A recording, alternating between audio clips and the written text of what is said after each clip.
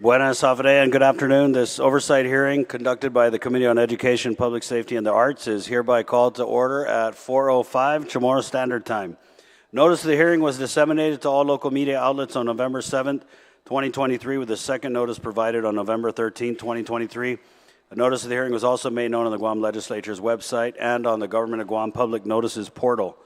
This afternoon, the committee is holding an oversight hearing on the Guam Department of Education Division of Special Education.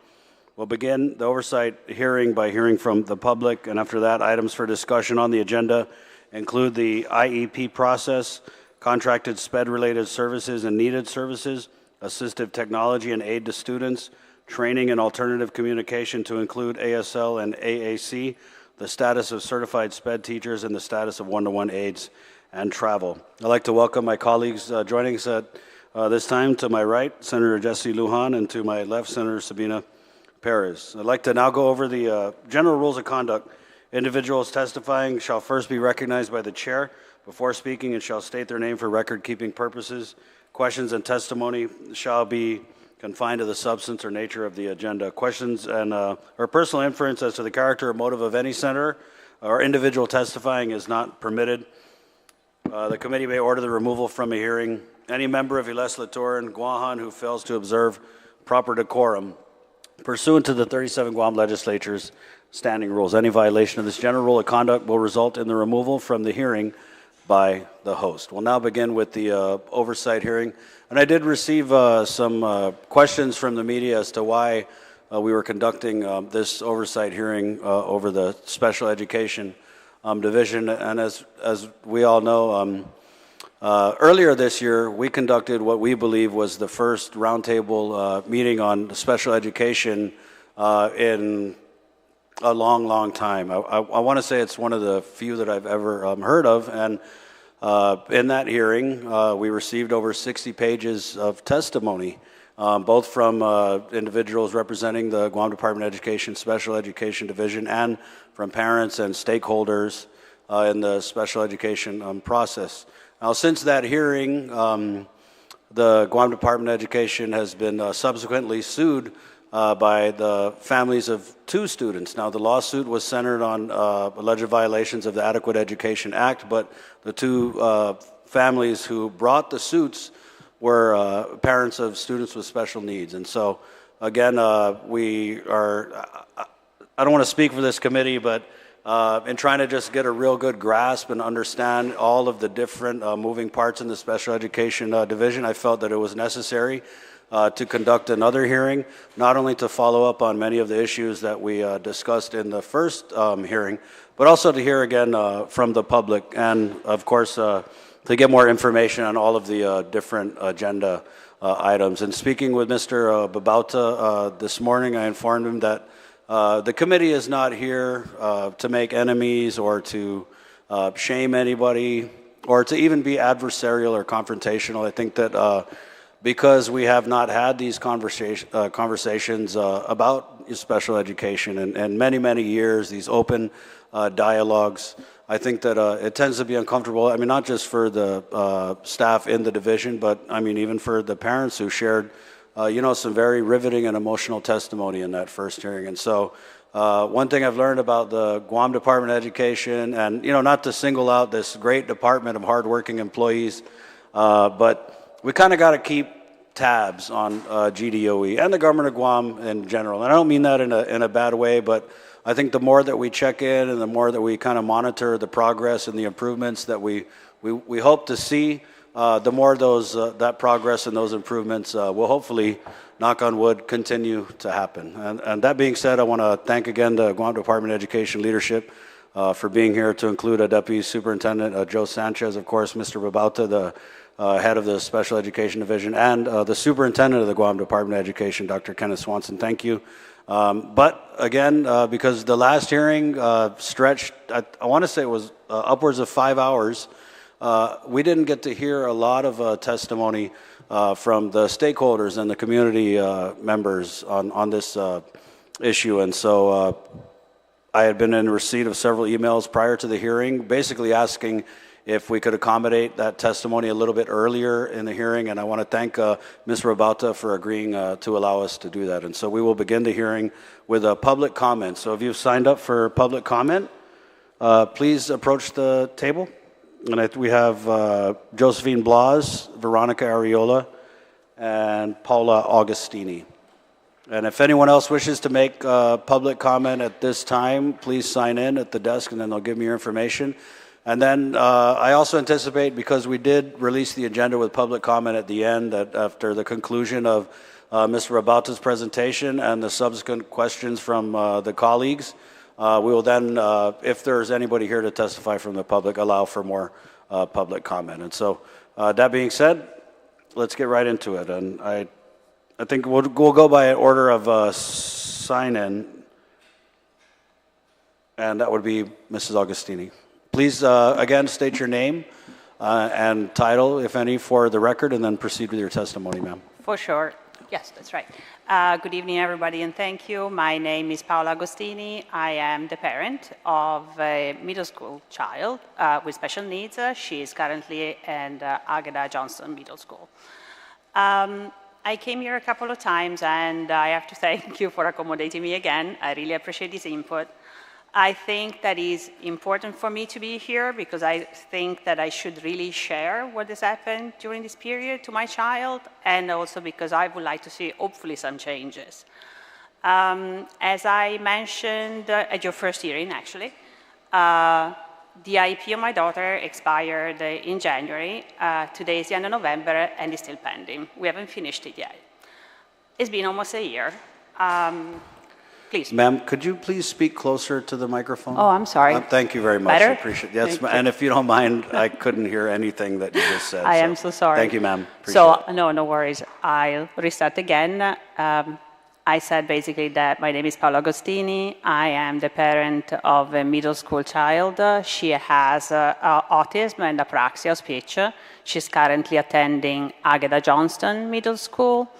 I was at your first hearing, and I gave testimony, and I think that is important for me to share what happened in the meantime, kind of a follow-up. One of the issues was that the IP expired in January 2023, wasn't finished at your first hearing, still is not, so it's been almost a year. Honestly, I believe it's done on purpose. I've been trying to finish this IP forever, ever since. Emails go unanswered very often. They take weeks and weeks and weeks before they get back to you. You never get given the time that you asked to finish your meeting. You know that you're not going to be done. Goals were worked by the IP team by themselves. I was never invited to staff with the teachers, although I would have loved to. There was a time in which, when my daughter was in elementary, in which we used to do it over donuts. I love that, I have to say. You know, we would just sit, everybody, and just discuss where we were going from there. I am not saying that things were always, you know, speak and span, that we always sang Kumbaya. There were differences, clearly, and there are always, but I still think that it's important for parents to be able to interact with the teacher directly and to try to move on, try to find some form of consensus. Now, back in elementary, again, I filed for due process over ABA services, over access to ABA services, and mainly training for the teachers. Got that. The IP after that was already dragged in that school for months, frankly, with the results and everything, while basically this IP is pending, is frozen in a way. Things are not moving forward whatsoever, with the consequences that's on a child. Different school, different principal, same thing, much worse. This time, seriously, I don't know where to turn anymore, I gotta tell you. There's a beautiful page on the IP form in which is written, is the prior written notice, that if the school refuses, basically, or disagrees with the parents, can just write down which action they refuse to take, and the IP is over. Why doesn't it happen? Where is the accountability? And why is this happening? In the meantime, just that you understand, my child is in 7th grade right now, and she has goals from elementary. They are long expired, they don't work anymore, clearly. I honestly think that some of our teachers are totally uncomfortable with the situation too, because they actually care about the student, you know, they would like to move forward, but somehow we're not allowed to. So what is it gonna take for me to finish this IEP? And why is this allowed? And that's my main question. The consequences on this child are catastrophic. They are catastrophic because she is frozen in time. She is, again, doing less than she was doing in elementary, in 7th grade. In my family, we always prided ourselves of working with this child. We have been to therapy, we took her off island, we put so much work and love into it. Many people at GDOE did too, and I want to stress that some of them sit right behind me. That's why I actually have a friendly relation for them, you know, with them, and I have a great relation with many of them. To some of those teachers, I will always be grateful, no matter in which grade they are. So I want to stress that this, for me, is not personal.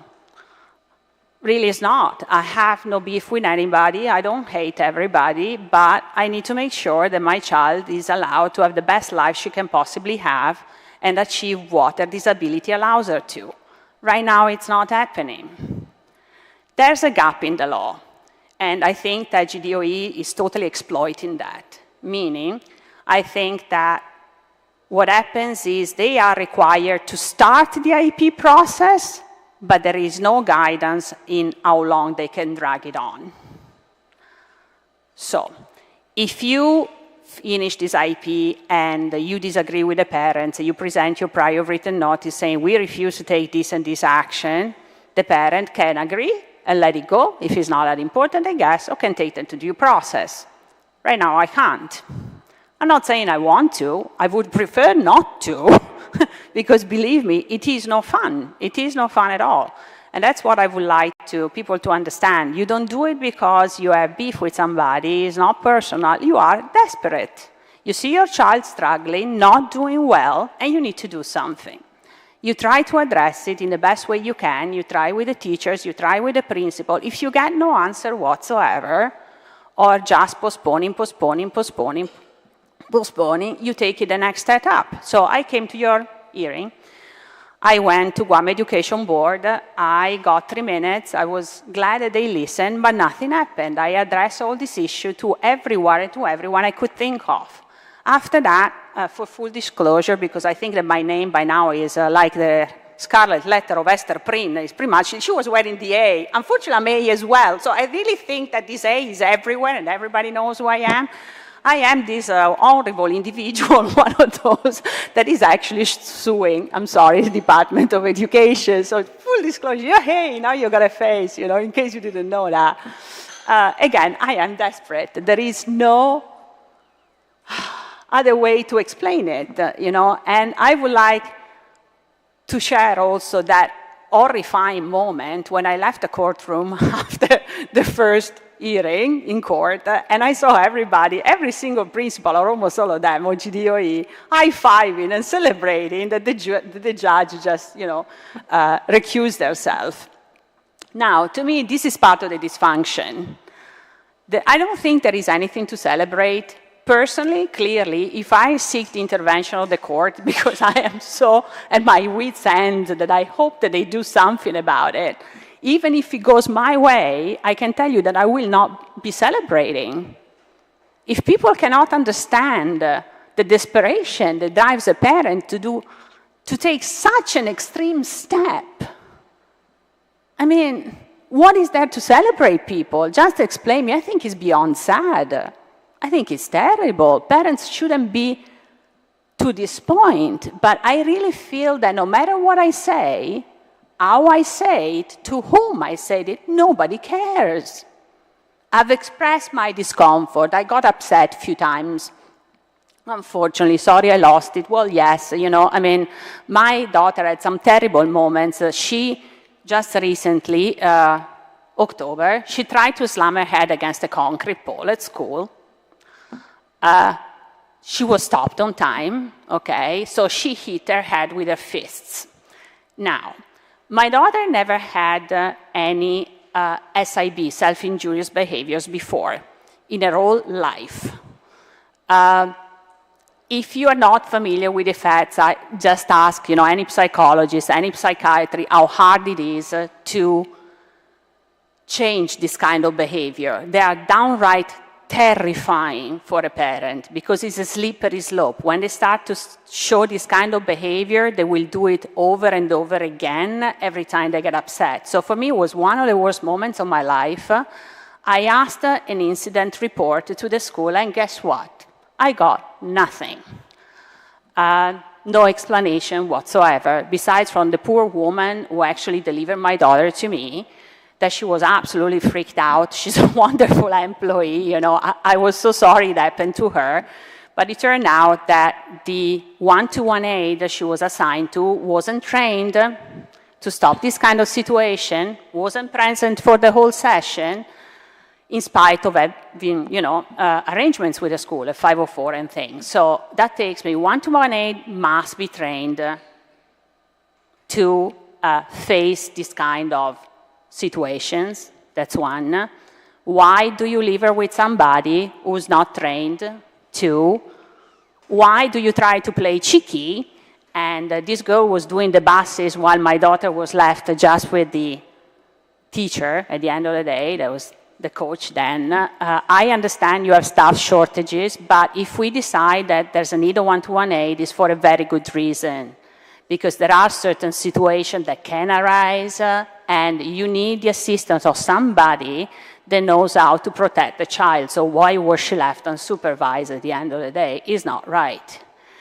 And for a quite considerable period of time after the lawsuit, let's be honest, I received absolutely no communication from the school.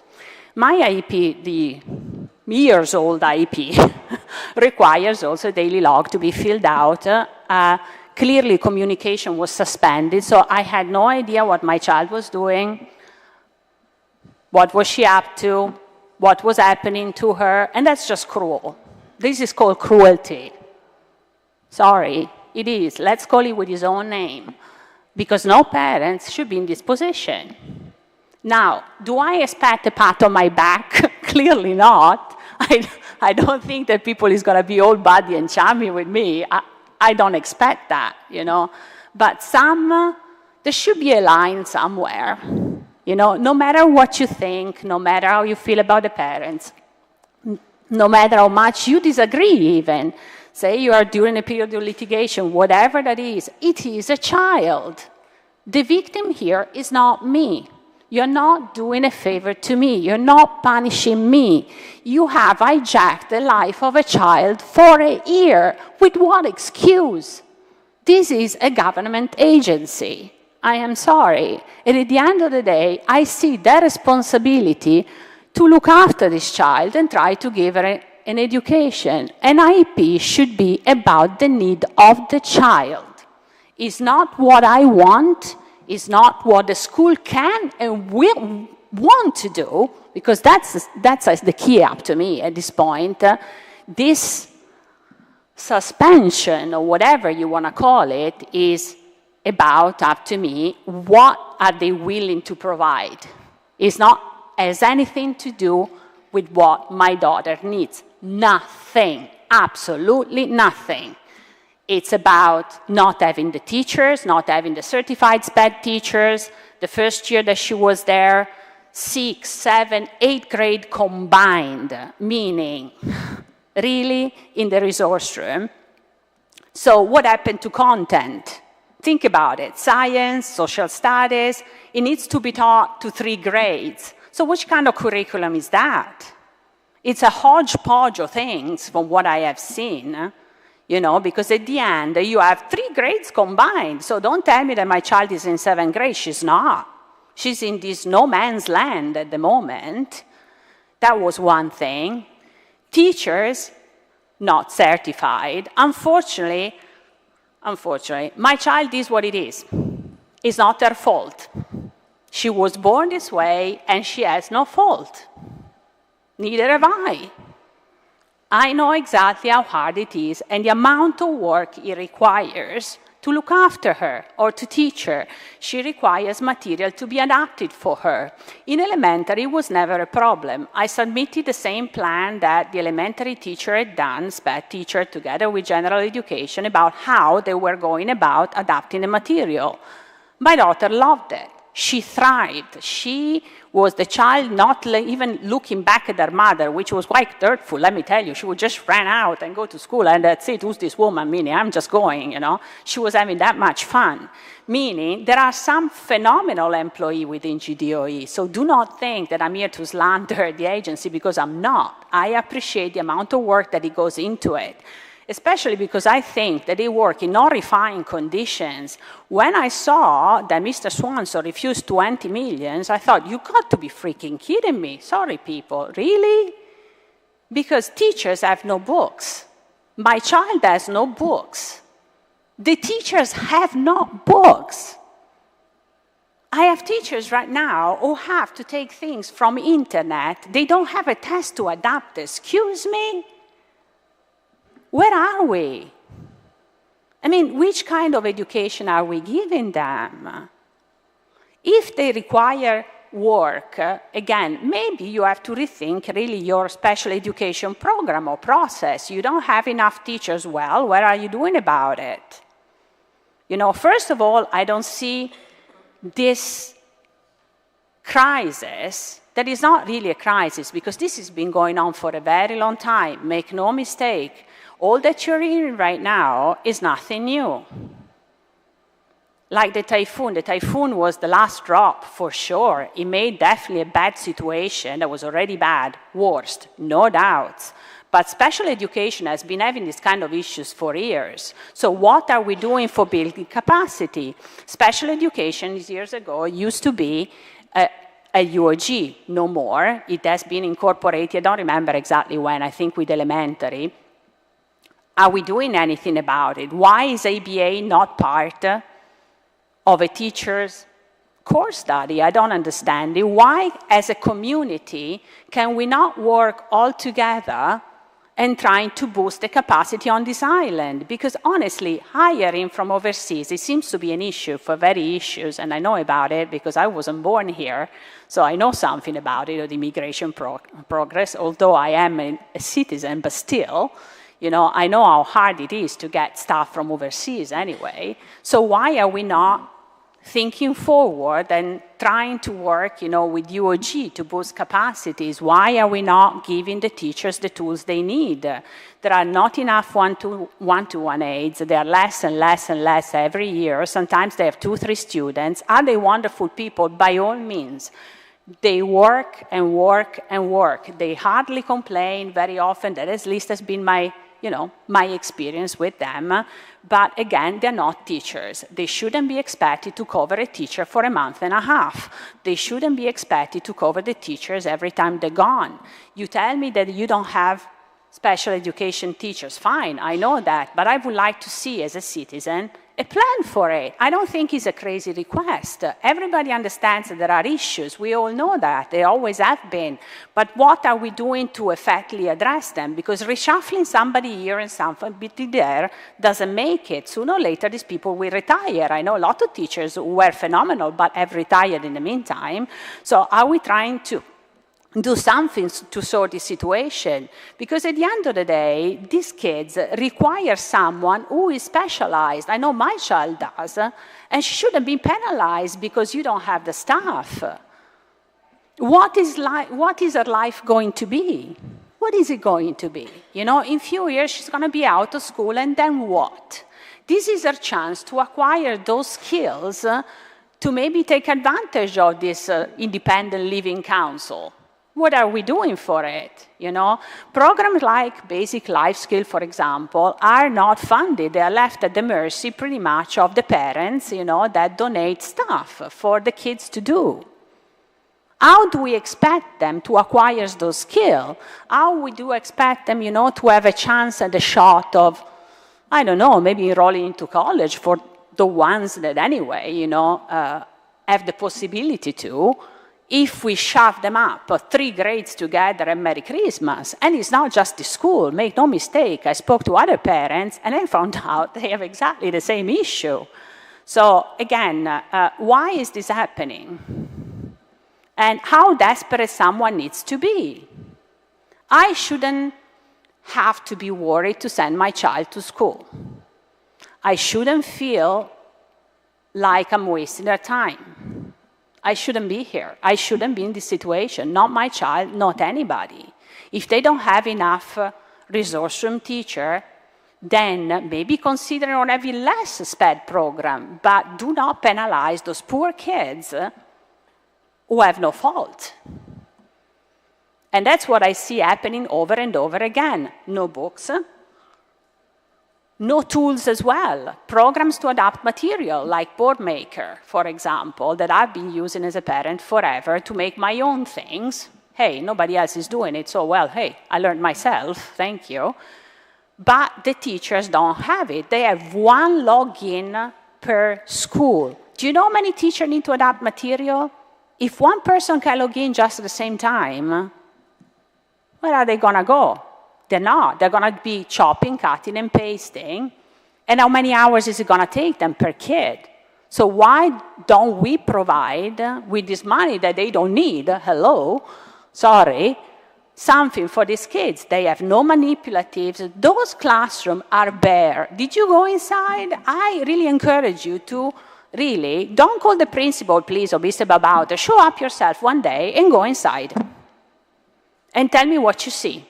They have no maps, they don't have a globe, they have no books, the teacher doesn't have books to teach. I mean, seriously, don't even talk about technology, forget about it, ain't gonna happen. I mean, BLS and the material is donated, and then you cannot find teacher. Well, I wouldn't work for you either if that's the condition in which you leave me. Besides, make no mistake, special education is hard. It's really hard. I do appreciate the teachers and the work they do. I really, really do, because I know as a parent how hard it is to teach to these kids. The consistency that it takes, the amount of work that it takes, so you really need major assistance. And this department has been deprived for years. If you speak to the teacher in privately, because I don't think that many will come forward, frankly, because they are worried about opening their mouth, so they tend to talk a bit more to the parents. It's always been like this, frankly, because they don't want a blowback. They really don't. They can't afford the blowback. They need a job at the end. Ask them when is the last time they've been bought books. I used to fundraise with other parents, you know, when she was in elementary for this school, and we basically bought all the material ourselves. I had a service provider telling me that her sensory diet, right to my face, depended from what I was going to provide. Now, I am lucky in a sense that I can do that. Not everybody is. So what you get to learn shouldn't depend on how much money your parents have in your pockets. Really. It's sad. Or on the teachers going out. I was shocked when Mrs. Cruz said, you know, oh, but they buy things themselves. Were you proud of that? Really?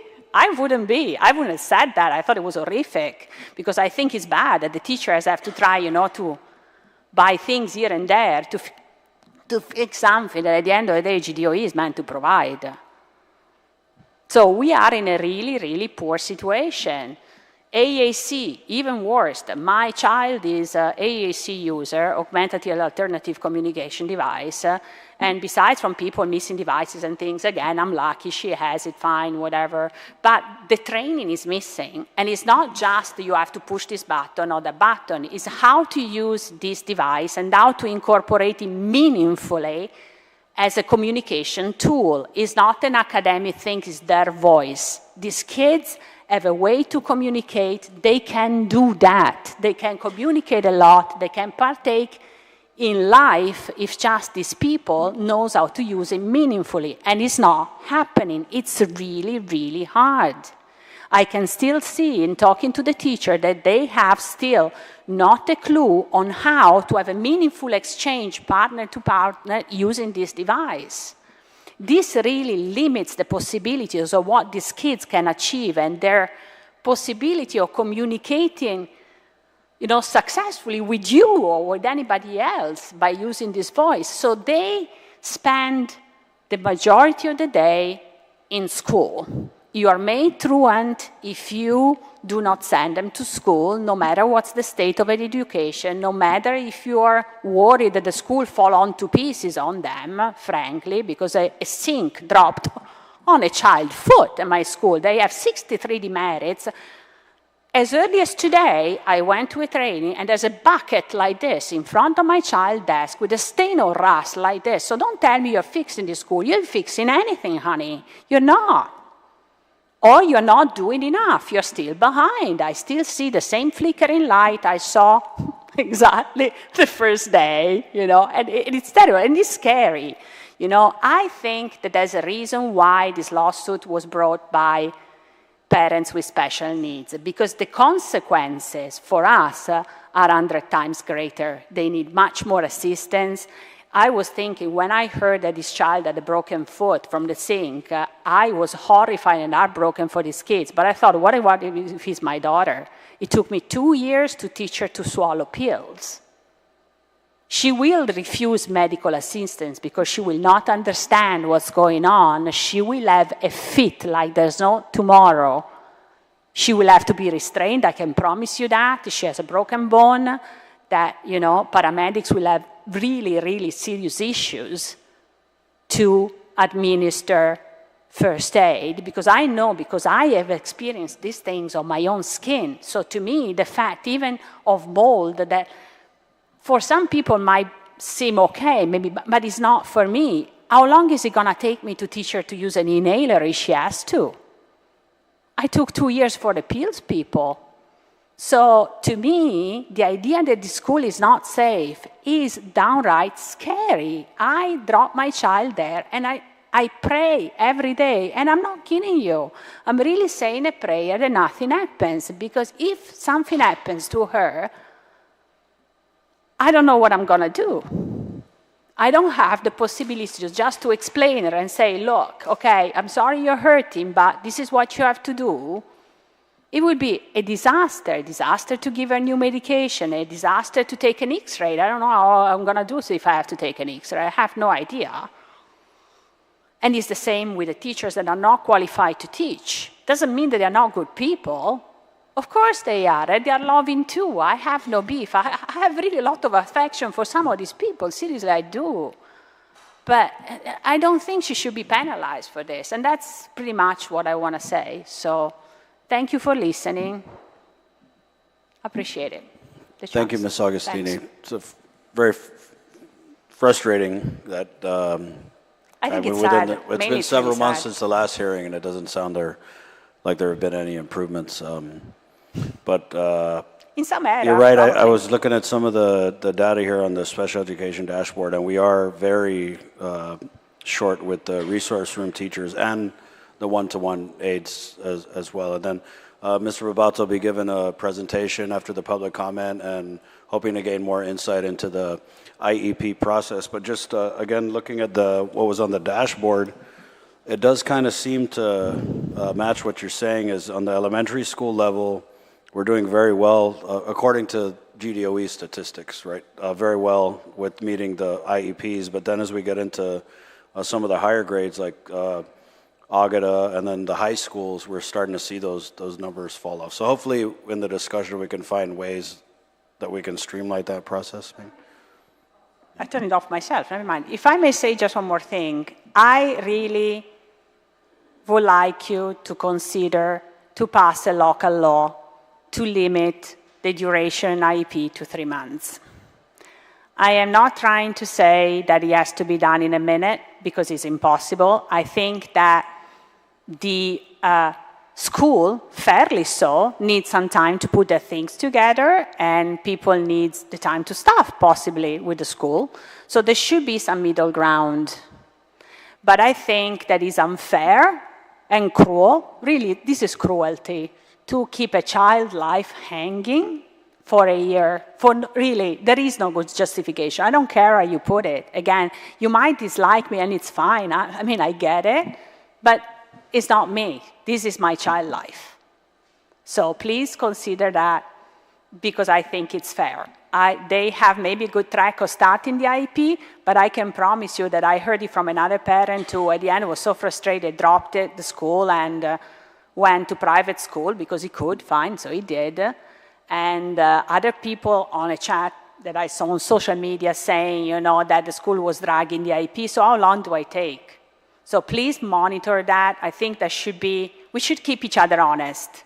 It has to be some middle ground, as I said. There should always be, you know, an effort. That's why I came here today, because I really think that you cannot expect things to change unless you talk about it and you make an effort. But we should really be able to kind of have a bit of compassion. Really think, you know, before you do certain things, think it is a child life, and would you do it to your own kid? What about if it's you one day on my shoes? What do you do? I'm done. Thank you. Thank you, Ms. Augustine. Thank you so much.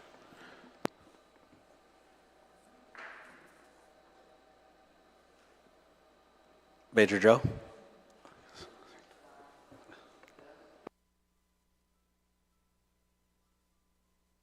This one? Oh, okay. Please state your name for the record, ma'am, and then proceed with your testimony. Okay.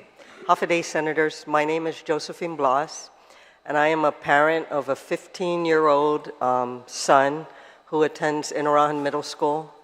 Right now, on paper, he's in 8th grade, but the last few years, I didn't exactly agree with it, but I went along with it because the school is really good at least communicating. We're not always on the same page, but they're great at communicating. But I have some stuff written down, but you know, when I was listening to Ms. Augustine's testimony, you know, a lot of it is just like my son. Yeah, our kids, they didn't choose to have a disability, right? My son is, since he was born, failure to thrive. He's tiny. If you look at him, he doesn't look like he's 15. He looks like, some people say 7, 8, 10, whatever. For me, I don't mind because she took 2 years to teach her child to swallow pills. I wrestle with my boy so he can take liquid medicine. Everything is liquid except for the French fries. He only eats French fries. He only drinks water. And like her, my son had eye surgery earlier this year. And we spent 15 hours afterwards holding him down like he was in a straitjacket because he wanted to rip the bandages off his eye. He doesn't even like having a Band-Aid on him. He doesn't even like having a Band-Aid on me. If I have a Band-Aid or a scab, he wants to pick it off because it doesn't look right to him. You know, the things that my son experiences, the things that I've experienced, it's so different. And, you know, like I said, I have a whole bunch written down, but bottom line is, you know, our kids didn't choose it. We didn't choose it. Since the moment I joined the autism community together, I was told that parents who advocate for their kids, who are constantly at the schools or at the administration, were known as high-profile parents or HP parents. That's great. I'm going to be a high-profile parent because, like Paula said, it's for our kids. I'm not there for me. I have better things to do than to spend my weekends, my weeknights, whatever free time I have, trying to learn how to navigate an IEP. For those that have never navigated it, it's worse than trying to use Google Maps. And you know, and I often don't feel like the school tries to help you. It's a really confusing document, and they write it in such a way that when they talk to you, it seems to make sense. But when you read it, it's really hard. And this is the document that's supposed to take care of our child. It's supposed to help them progress. And by the way, I haven't gotten a progress report since last year. So how can they say if my son missed 2/3 of the school year that he's progressing when he's listed as 8th grade and can barely read at kinder level? I mean, really, are we just going to keep socially promoting them so they can be sitting at home after they graduate? You know, we do that right now when there's no school. You know, I'll gladly keep putting on the label of a high-profile parent if that's what it takes to move my child forward. You know, when I was going to have my child, just like most parents, right, we have dreams for our child. But then when the word autism was presented to me, I didn't even know what that meant. You know, so I had to start learning not only about autism, but about my child, how to help my child. So now that he's in DOE, all we're doing is asking them to do what they need to do to help our kids. Not call me every time he has a meltdown, because how is that helping him? Oh, he has a meltdown, so can you please pick him up for what? He's going to have a meltdown every single day if I pick him up every time he has a meltdown. You know, like Ms. Agostini, yes, I believe the staff and the schools, I mean, they're great. His one-to-one aide has such a great relationship with him. We communicate every day. The teachers, great. You know, they even admitted when they didn't know how to help my son. And that's all we need to do, admit what the problem is and let's work together. And I have more respect for those teachers and the administrators that can do that, because that just means, okay, now we've put the problem on the table and let's try to help my son. And I don't even know where I'm at in this program here, but you know, bottom line, I'm going to be a high-profile parent as long as it takes to help my child. You know, just today and every day on our autism community chat, we have parents frustrated with the IEP system, frustrated with this, not knowing where to go. So all I wanted to do today was basically say, hey, we didn't ask to be in the position we're in, but we're asking the school system, because that's why they're there, to try to help educate our kids. And if there's something I need to do, let me know, but you know, whatever you can do to help all our kids, you know, even to the point of just fix the schools, because my child is not going to be the only one that's going to benefit if the schools are fixed. Every one of our children in the school system will benefit if we fix the schools. So I'm just begging you, please don't treat our kids any different. And you know, I'm also up here speaking for the parents, because like Ms. Agostini said, she said the teachers didn't want to speak up. Many parents don't want to speak up. You know, we asked the parents, do you want to come and speak? Oh, no, no, no. You know, my son's okay in the school. He's not getting what he needs, but he's okay. They're terrified. They're afraid that if action is not taken against them, it's going to be taken against their child. My child is nonverbal, so if something happens, he can't tell me that that's happening. So I pray every day when he goes to school that he will have a good day. And, you know, like I have to give kudos to Mr. Santos, because he's doing the best he can. We have, like I said, a great relationship. Every time I write a super long email, he responds to me. So, you know, I just want to say, I know the schools, they're doing the best they can, but they just need to push it out there to do just a little better and to help our kids. Thank you very much. Thank you, Mr. Blas. And thank you for speaking out. You're right. There are a lot of parents who don't speak out, not just, you know, because of fear of retaliation or you know, fear that their child might see a lessening of services, but also because they're very, very busy trying to make ends meet, right? And unfortunately, right, we live on an island where it requires both parents work many times, right? And so thank you, and please continue to stand up, because you're speaking for, you know, your son has autism, and that's the second largest group of students with special needs that GDOE, the Special Education Division, serves. So thank you very much for your testimony. And, you know, on a little side note, I have very many memories of when I used to stay in Inalon and I drive up to work at KUAM. I'd always drive through EPAN, and I'd see you out there with your boy catching the bus. So thank you again for your testimony, ma'am.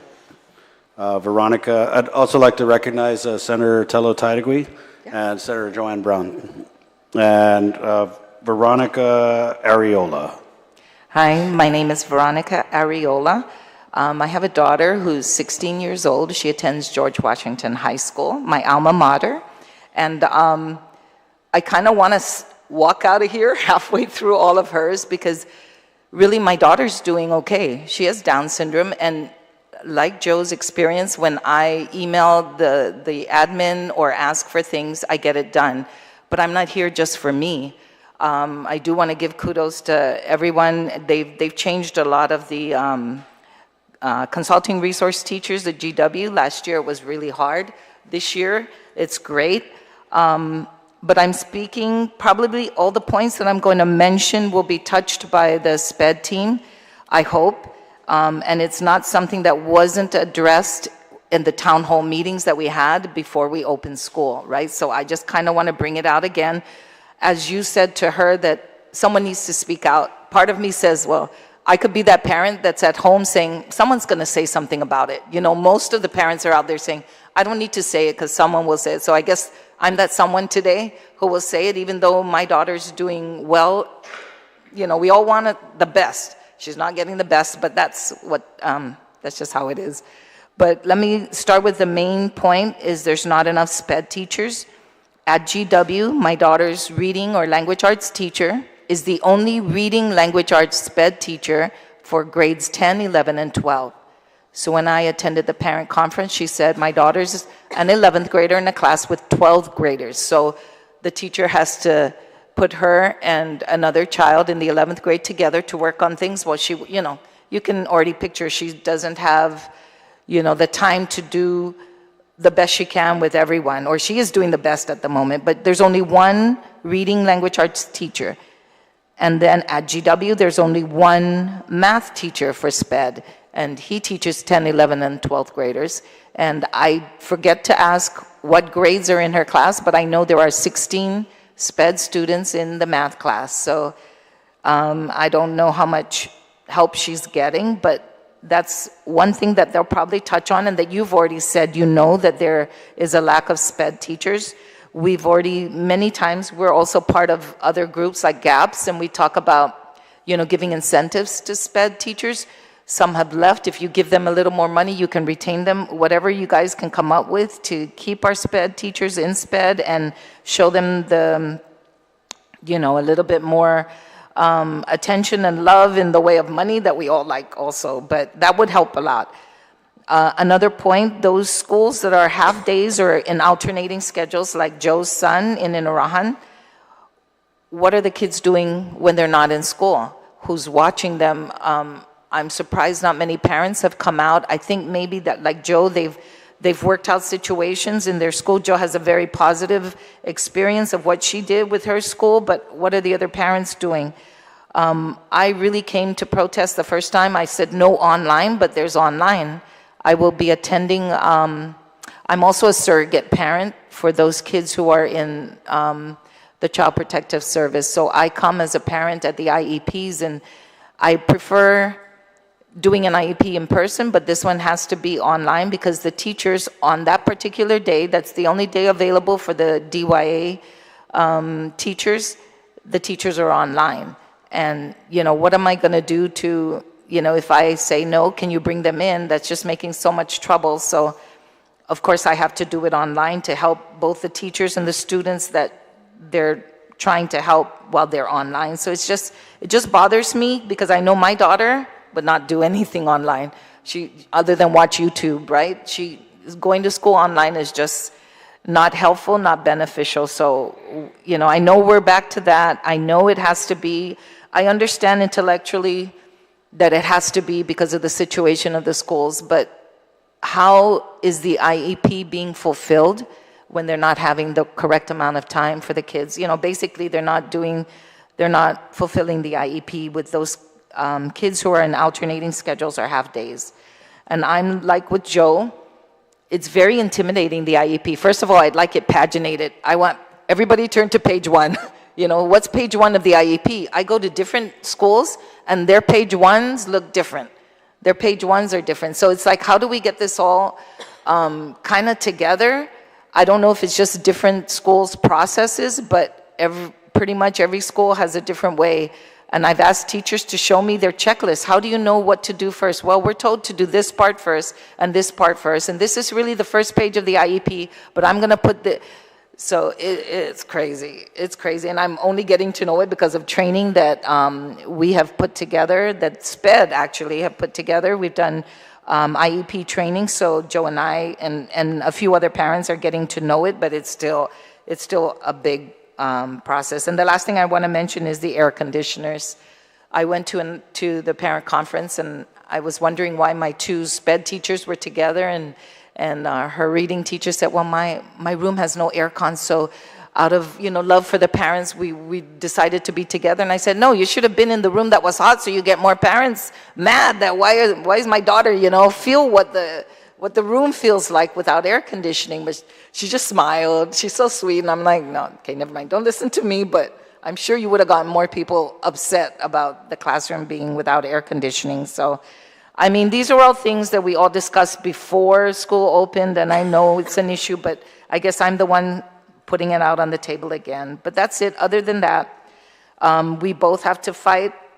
They're never asking my ID when I go through GW. They just, oh, hi, Miss Sariola, go right on in. So that's the HP that's all over us. That we, and because probably I do a lot of IEP meetings with, as surrogate also, but still, when I first had my child, as Joe was saying, she was only a few months old. I joined the Down Syndrome Association of Guam, and one of the founding members said, you have to learn how to fight. That's the first thing I was told. I'm like, nah, I don't have to. What do you mean fight? What do I have to fight for? I'm holding this baby. Elementary, no fighting, very nice. Everybody said elementary was very nice, very cooperative, very helpful. Most of her classes were inclusive. And then you start middle and high school. So again, that's where the problem starts, and I don't know how you can revamp all that, how we can bring back a better ambience with IEPs and kids with disabilities. But I never thought I had to fight until I had to fight. But there's a lot of good people behind me, and they've all been the people I run to also. But they also have to, lead me in a way, go and do it this way, go and look for help this way. So it's really nice that I can look behind me at these people who are in SPED, and I know that they can direct me, but at the same time, it's such a big, SPED is such a big monster almost that, everybody's just trying to do what they can. But that's it. Thank you very much. Thank you very much, Mrs. Ariola. Is there any more public comment? Is there anyone else who would like to provide public testimony? Mr. Summerfleck? And then after Mr. Summerfleck's testimony, I'm going to open it up to my colleagues if they had any questions or comments for our public testimony, and then we'll get into the presentation from GDOE. Please, sir, state your name for the record before you provide your testimony. Thank you. My name is Daniel Summerfleck. I am the Executive Director of Guam Legal Services, Disability Law Center. I'm a product of special education. I was in special education for my elementary school years. Each summer, I would go to the University of Minnesota and work with doctoral level educators or candidates for their doctoral level. Fortunately for myself, by the time I hit middle school, I didn't need those services anymore, but I was in intense services for the first 6 years of my life.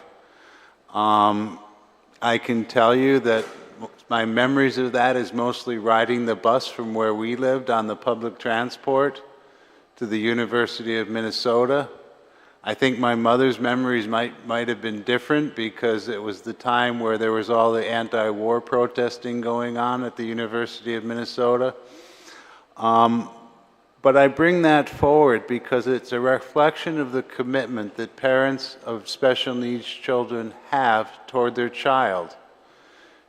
As you've heard already, the concept that we can function and create our children to be productive members of the community without the services provided in the educational system is a dream.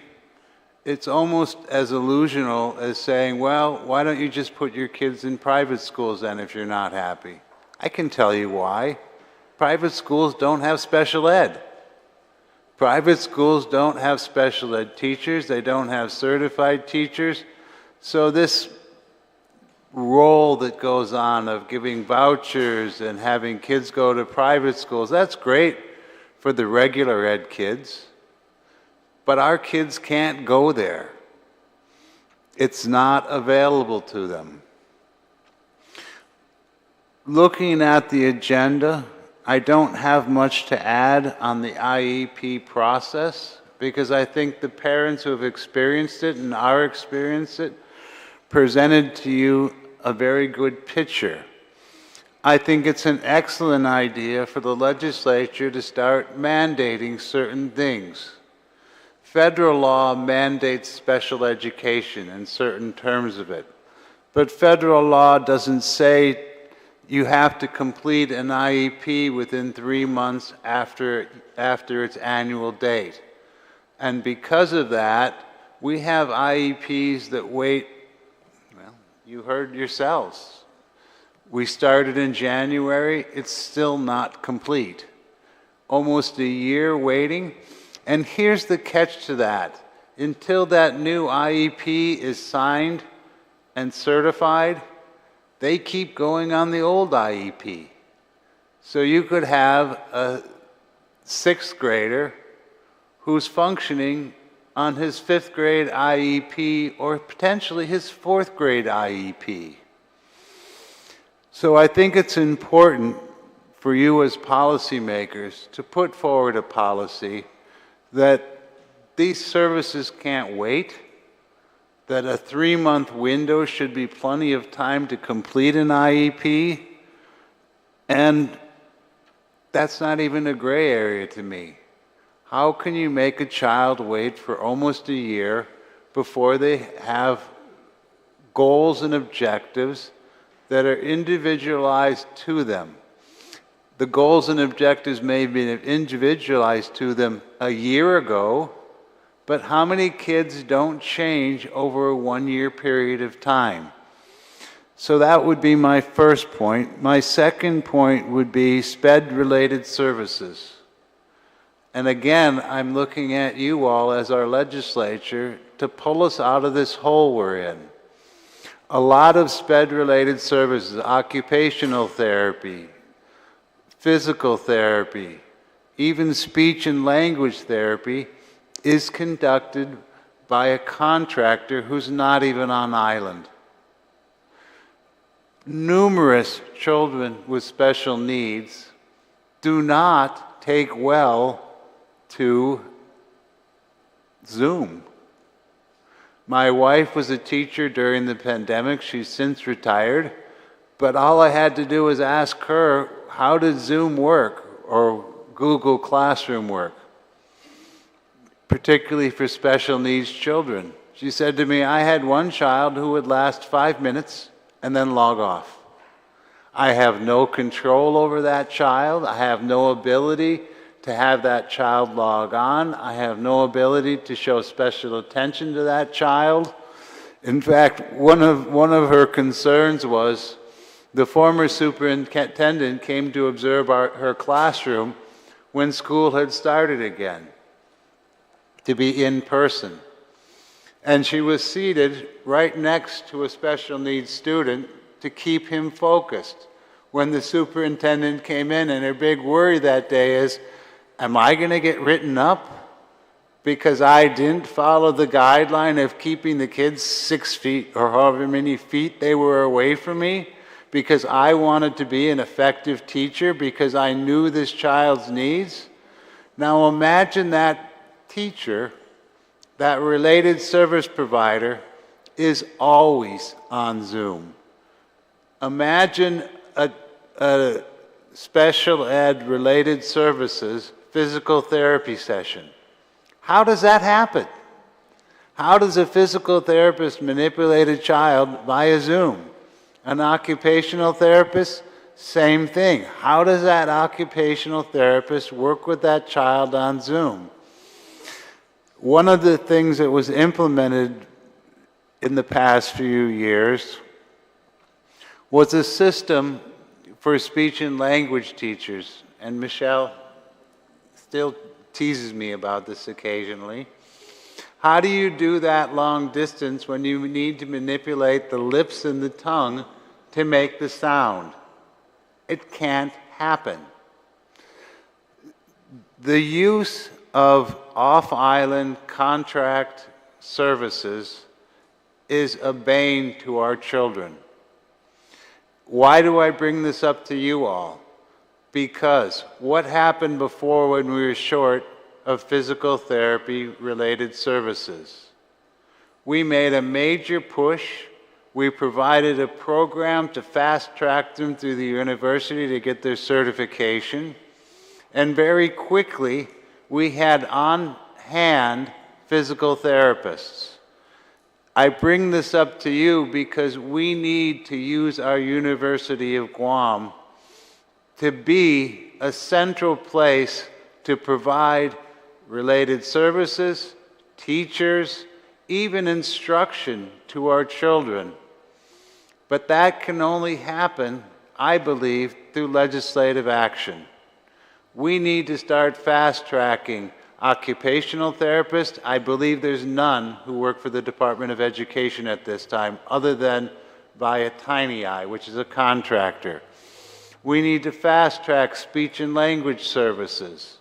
We need to fast-track physical therapy services. I would say anywhere where our Guam Department of Education is having to contract an off-island provider to work with our children via Zoom is a crisis. And it's a crisis that we as a community need to address. Assistive technology and aids to students.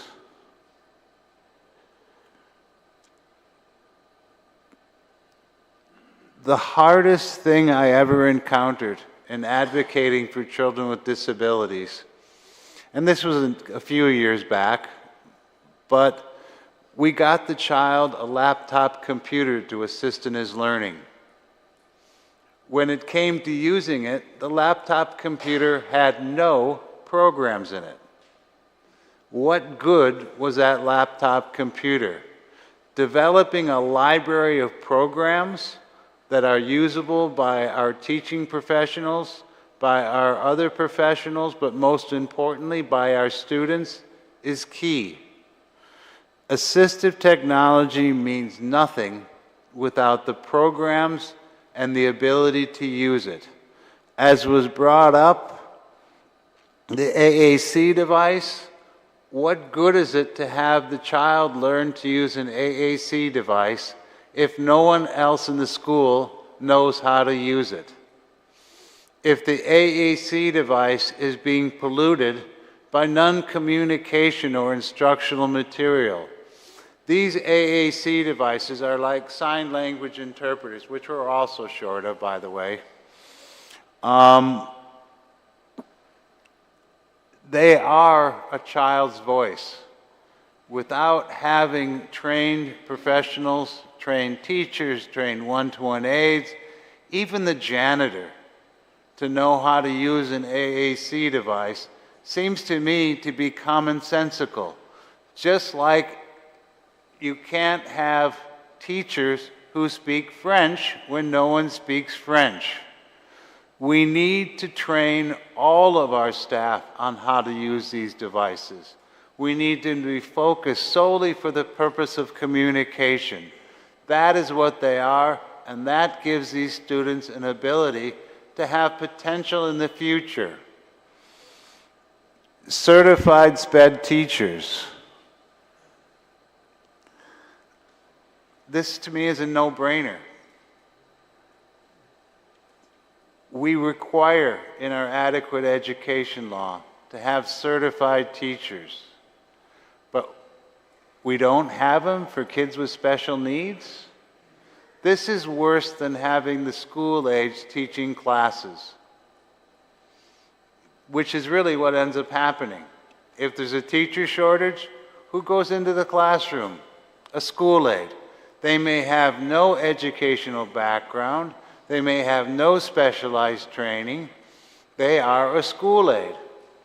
Worse yet, what happens to our trained professionals, our trained one-to-one aides, whom we may have spent thousands of dollars to provide specialized training. How long do they last when they're at a school and everyone else at that school, including the school aides, get promotions, get increments, know that they have a job next year, know that they have the protection of the civil service as classified employees? Again, I bring this forward to you in the hopes that finally we readjust our classification system and make them more like teachers. Give them extra compensation for having extra skills and abilities. And I guess that also covers status of one-to-one aides as well. These are specialized professionals. The majority of one-to-one aides have received specialized training. School aides may have received specialized training in administrative tasks, but our one-to-one aides are the key for a lot of our children's success. I feel very fortunate that we had a very good one-to-one aides when my son was in the educational system. The success or the failure of these children depends upon having these paraprofessionals in our classrooms working with our students. On a final note, I would opine to you all that the current system that's operating is in crisis.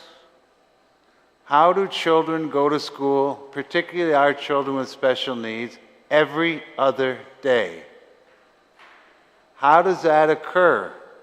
What educational progress is expected if every other day they're not in school? Even if you provide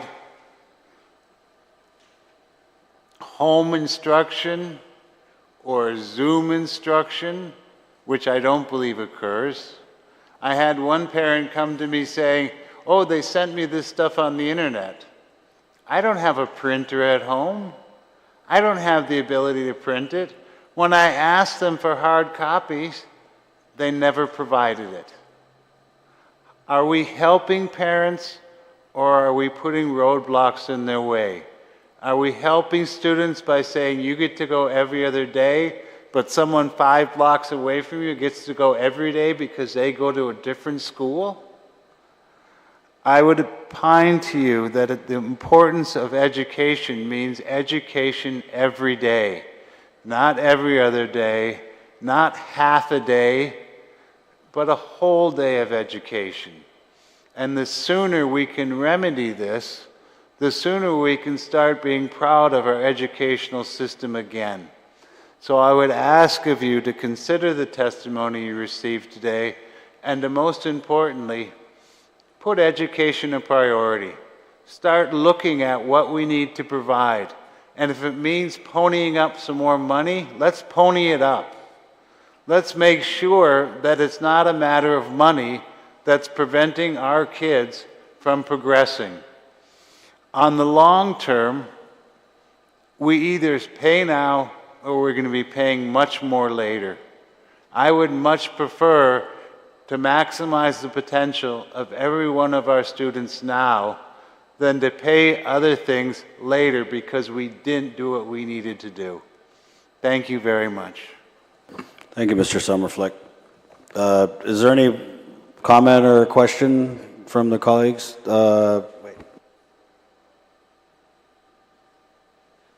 We'll start with Senator Lujan. Did you have any comments for the panel? Yes, I mean, the... Yeah. Mrs. Augustini, if you want to come back up, Attorney Summerflick. Yeah, sure. Sorry.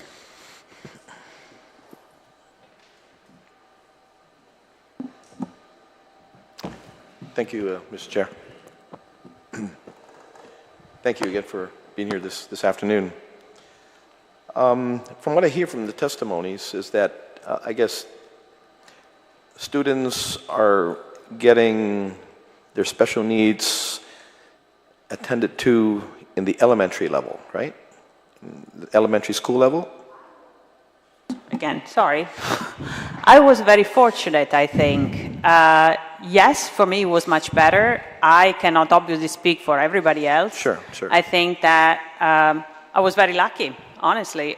I'm not saying that we always sang Kumbaya. Sure. It's not true. Sure. And that we didn't have issues, you know. I think that certain, how can I say, problems are pretty much everywhere. The shortage of aid, Sure, sure. they've always been short of aids with the results that they have. Shortage of material is catastrophic, frankly. Sure. I mean, these SPEDS teachers don't have books. They don't buy them books, material. I really think that it makes a huge difference, unfortunately, in which district you live and how wealthy the parents are. I'm really sorry to say that. In my case, I basically know that we were very successful with a bunch of other parents fundraising, and we did provide for the special education. We were very happy with the teacher. We were supportive of her. At a certain stage, I remember, I think it was around 2nd or 3rd grade, she wanted to leave because she was so overworked that I personally wrote a letter to Mr. Fernandez, hoping that this poor woman, she was get some sort of support. It was signed by all the parents there, and I had even teachers offering to sign the letter too. I personally refused because I knew they were going to get some blowback. So I didn't want to put teachers in trouble. So I said, well, I take the brunt of it. I guess I'm used to it anyway. So she didn't receive any, frankly. She was just as bad as before. At the end, she decided to stay because she said she couldn't leave the kids and she didn't want to leave the parents down. The solution was, frankly, we bought her books. We bought books. We bought as much as we could. At a certain stage, I had 2 boardmaker subscription paid by myself given to the teachers. I was heartbroken, and not just for my child. I was heartbroken for everybody. Whoever was fortunate enough that they could support the school, they did. Again, they were super dedicated. We got all the love back, and she got a lot. She absolutely loved it. So that's why I said, you know, I know that within GDOE there are some great people. There are. You know, they work super hard. And I think, honestly, that sometimes, you know, the GDOE leadership is letting down not just the parents, it's letting down their own, which is really heartbreaking to watch. So I think that in general, yes, for sure, elementary was better off than middle school. Okay. I mean, and I can understand, again, that it's not perfect, but are we saying then that maybe the services start to decline when they start getting into the middle and high school? I mean, services are more readily available in the elementary level, but it starts to decline as the students get older? Is that? I think also there are more teachers, you know what I mean? There's Sure. more needs of teacher. While in elementary it was just 1 or 2 special education teachers, they were covering pretty much everything. Okay. Here we are talking about separate. So we are talking a resource room for language arts, a resource room for math, a resource room for reading, you know, a resource room, you know, usually science and social studies and BLS are combined. Now there's a teacher who has 4 subjects, and was like, ooh, for everybody, I mean, it's a lot, you know, especially if you consider they have to adapt materials. So I think the need is greater in middle school, which means that being so stretched out, it means that the kids are just not getting what they need, I think. Definitely services tend to fade when they get older. I understand that. I'm fairly lucky another point of view. I think speech is great. I have no complaints another point of view. I've been very fortunate. I think that probably my child has also a much bigger need, unfortunately, which it is what it is. Do we know what the total student population of special needs that are comprised between elementary, middle, and high school? I mean, do we have that number? I guess that would be more for the Department of Education to answer. And the reason why I'm asking this is because I mean, I hear you, Attorney Summerfleck, in our position as lawmakers in mandating, you know, what is needed for the department. But likewise, we can mandate it, but would the department be able to satisfy that mandate based on the manpower that it's had especially if every school is going to have that. And what I'm trying to get here is, I'm speaking out of ignorance, okay, of this situation. I'm just wondering, in the political correctness that we all are trying to strive, if, I mean, and I'm looking, I wish that maybe there was a charter school that was dedicated to special needs. And so, all the, I mean, my daughter taught at a special needs school a charter school in New Mexico. She student taught at that at school. When I went and saw it, I was drooling, because I mean, they had, I think, 80 students, and the rooms, I mean, and the equipment that they had, I mean, it was like, wow. And when I asked what the budget was, and the principal had said to me that it was, man, we were shortchanged this year because we were only given $20 million. And I said, oh, really? Yeah, and so that's what I'm saying. And again, I'm speaking out of ignorance, and I'm just saying, when the mandate, and if we do mandate this with the students, all schools, I mean, I know we had a school that catered to, I think at one point, I don't think it doesn't exist anymore, kids who had problems in classrooms, and rather than, I guess, expelling them, they went to, I'm sorry? Yeah, I think PACE, yeah. Alternative school. Yeah, alternative school, yeah. And I don't think that's no longer in existence. And I'm just wondering if, again, we equipped a school to cater, and then we know that all students will be catered to. I don't know. And I said, mandating is one thing, it's easy to write it up, but would it be implementable, again, to all schools, to have such? And from what I gather from some of the SPED teachers that I've spoken to, that they can deal or handle certain special needs kids, but not all special needs. They have different, again, spectrums or different needs. And from what I hear from them, it's not a one-size-fits-all situation. Yeah. And that, as you said earlier, there was only one English teacher that specializes in special needs, and math teacher as well. And so, again, we want to solve this, but, how do we do this?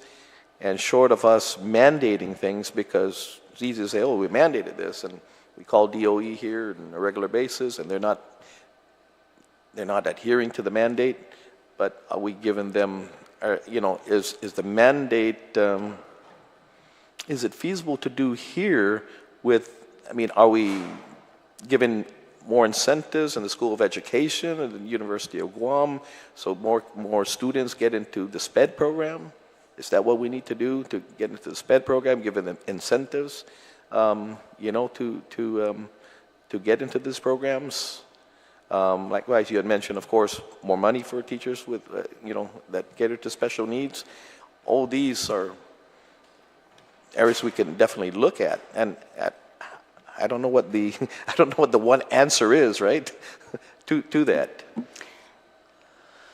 I think that the difficulty that we face is we have no occupational therapists. And it's not a question of mandating you have to have occupational therapists. They're already mandated. Federal law requires it. What it more is building our resources within the community, using our university to be an incubator. For example, sending our kids to be at the university for the summer under instructional settings. I don't think parents would object. I know when in the past during the summers, they had autism training for the one-to-one aids. Our son was the guinea pig for that, willingly. very willingly. I don't know, I think that that is more the thought process that I would put forward to you all. Kind of the, if you build it, they will come. If you provide the incentives, if you provide the opportunities, if you say we value you, I think that people will show interest. Do you know whether or not GCC has a similar program as well that they can integrate our students? I think as well? they could do, they have a caregivers program that could be shifted to be developing paraeducators. But you're right, there is no pattern to say, okay, this child fits into this group, we need to do this many. Because each of these children are going to be different, and their needs are going to be different. So having that incubator program and that incentive program, I believe, is the key to moving towards success. You know, people want to work where they feel valued. People don't want to work where they don't feel valued. You know, I can tell you that, you know, one of my son's one-to-one aides, which I thought was spectacular, eventually said, heck with this, I'm not getting promoted, I haven't got a raise since I started doing this, I'm going to become a school aide. Then I become classified, I get my increments, and I don't have to worry every year whether I'm coming back because I'm a contract employee. There's discussion, or one of the roadblocks that was put forward, well, this is federal money we're using to hire these one-to-one aides. You mean you can't write, you can't budget, you can't figure out how to budget with your federal money and keep track of where it's being spent? That's absurd to me. You know, but I run a program that functions on federal grants. Everyone keeps time, everyone's billed to whatever program they're working on at that time. So, to me, I think that's nonsense. Yeah. Well, I think you're onto something here, Attorney Summerflake, is and I was just talking to the chair here. I think maybe in the next hearing we have, maybe we can ask the DOE board chair, who happens to be the president of GCC, to join us in this. Likewise, as the vice chair of higher education, which includes, of course, GCC and UOG, we can ask him to sit in with us and collaborate, because you're right. I mean, that's something that maybe we haven't thought of, and to be able to do, and it doesn't require mandating. It just requires, again, a cooperation between the... If I may share with you one thing, just based on what you just said. When I first arrived in Guam, many years ago, the first place where I went was the university, was UOG. I was very surprised to find out I was the only one who had approached them, because where I come from, universities are the hub. You want services for your kids, usually they work with students. Back then, there still was a special education program.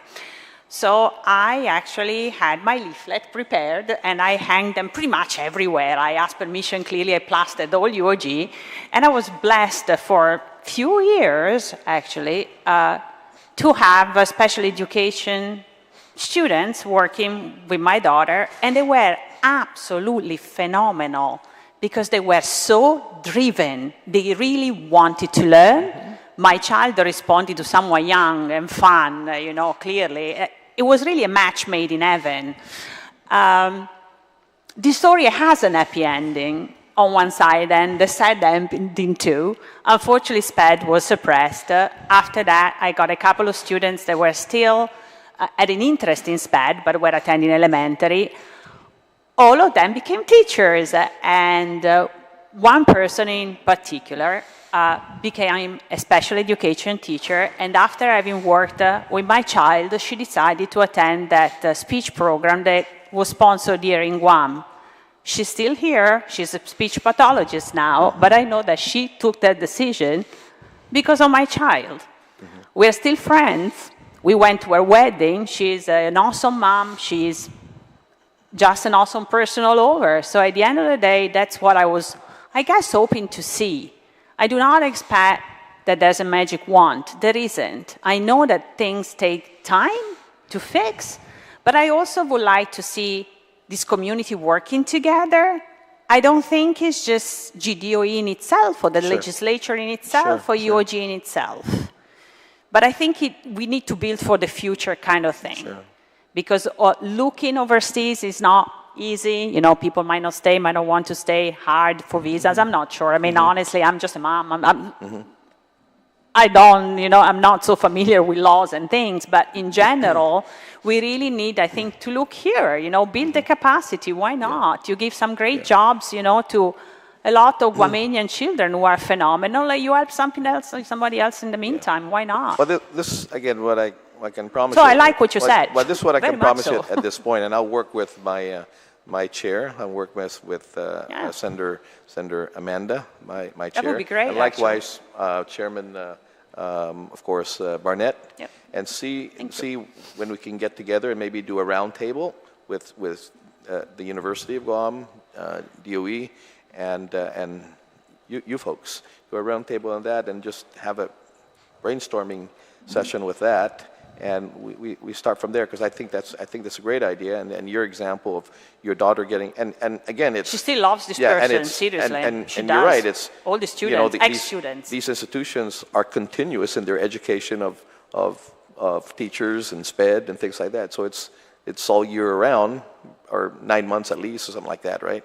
So, and then, again, I just talked to the chair, and he's going to do it. So we'll speak to, again, higher education chair, and we'll do that as well. And you know, my point of view, because I'm the vice chair for higher education, and so, and I'm sure all parties will be willing to do a roundtable with that. But thank you very much, Mr. Chair. Thank you, Senator Lujan. And you know, that's part of the goal of having these hearings is we identify the problem areas on the record, and then we move on things like bringing the different committees together. I know GCC has been a great partner in identifying, you know, we need health inspectors. Let's go try and offer something for health inspectors, social workers. You know, SPED is definitely something I think we need to be more surgical in the kinds of graduates that we're turning out, so that we have these great institutions, secondary, higher education institutions, and I want to make sure that we're using it to our advantage and filling the needs in our community, so that we avoid, you know, these crisis situations. Thank you, Senator Lujan. Senator Perez, I'd also like to recognize Senator Raikanata. Oh, okay. So we did have another public comment. Are you guys okay? If I may, Mr. Chair, I just wanted to thank everyone who's here today, because I do have another meeting to attend to, and I greatly appreciate the comments that you're being made. I will definitely follow through with what DOE has to provide. But one thing I wanted to say is, Senator Barnett mentioned this, is that you have to speak up. You can't turn a blind eye, regardless. If you really want to fight for these children, I'm hoping that those who are listening right now, your opportunity is still available. So please write to the chair, Senator Chris Barnett, and let them know exactly your experiences, because it helps us understand more. So please don't turn a blind eye. And if you're having any repercussions from anybody, you tell it to Tello, okay? And I'll follow through. Thank you, and I appreciate it. And there is blowback. Let me tell you, it's pretty horrible when your name is out there, because you have, you know, a bunch of reactions in general. As again, my school went totally dark on me, and it's been the absolutely most terrifying period of my life, not knowing what was happening to my child. Things eventually seems to be moving, you know, and I'm glad of it. Besides on the IP, clearly, never mind that part. But it takes some courage. So I would like to tell parents, you know, don't be intimidated and be brave. At the end, you do it for your own kid. And I really think that if a solution has to come, it has to come as a community. I really think that's the strength of Guam, and that's what I like, and that's why I'm still here, because I love this community. And I think that it really is not just one agency solution. So thank you. Thank you. Thank you, Mrs. Augustini. We did have one more public testimony, and then we're going to move into the presentation by Mr. Babauta. Christine Roberto, ma'am? Hi, Christine. I know if you could just state your name and then... Sure, Christine Roberto Verove. I just wanted to come here and say my daughter is also a product. I can only speak for myself and my experiences with my child. She's 26 now, and she's here with me. Her name is Sierra Verove. She just got off work. But I just wanted to speak on kind of everybody's roles in the child's life. My role as a mother, SPED's role as educators, and your role, you know, in mandating some of these laws, finding the funding. It wasn't easy at all. Speaking of IEPs, yes, you need a doctorate to understand an IEP. You need to follow up and follow up and follow up. But I don't think that that's the case just with special needs kids. I think that's the case with all kids.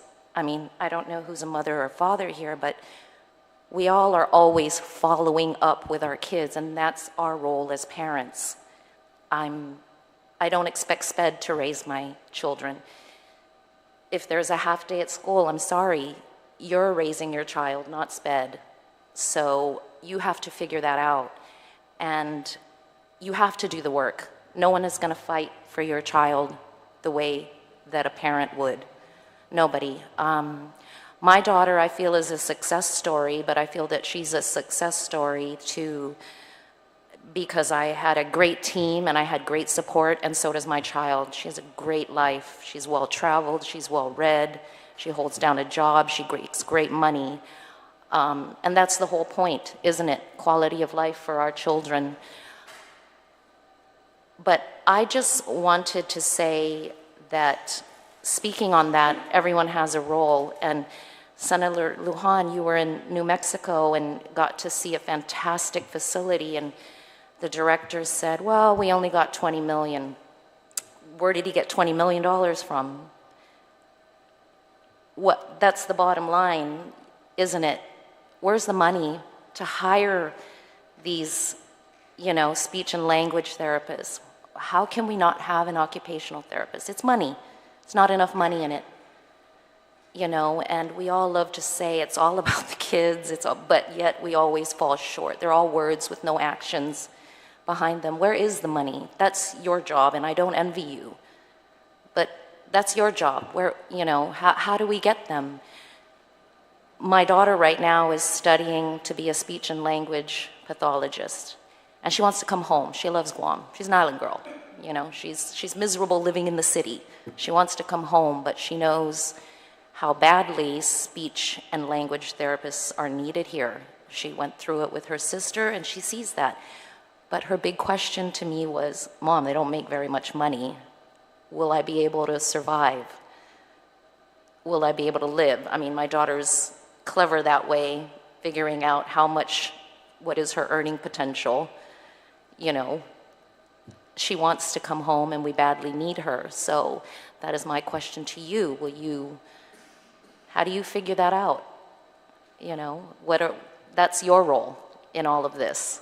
So I just wanted to say that, and it's not all horrible news. So, but I think that's why we're all here. We're wondering what you're going to do. So that's all. That's all I wanted to say. Thank you. Thank you, ma'am. Did you have any, Senator Paris?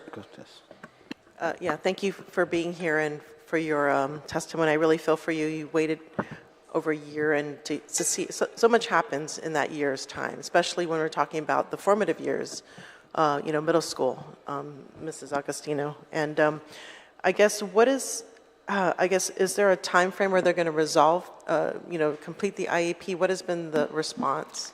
There hasn't been any. We sent him a letter again. I got no answer.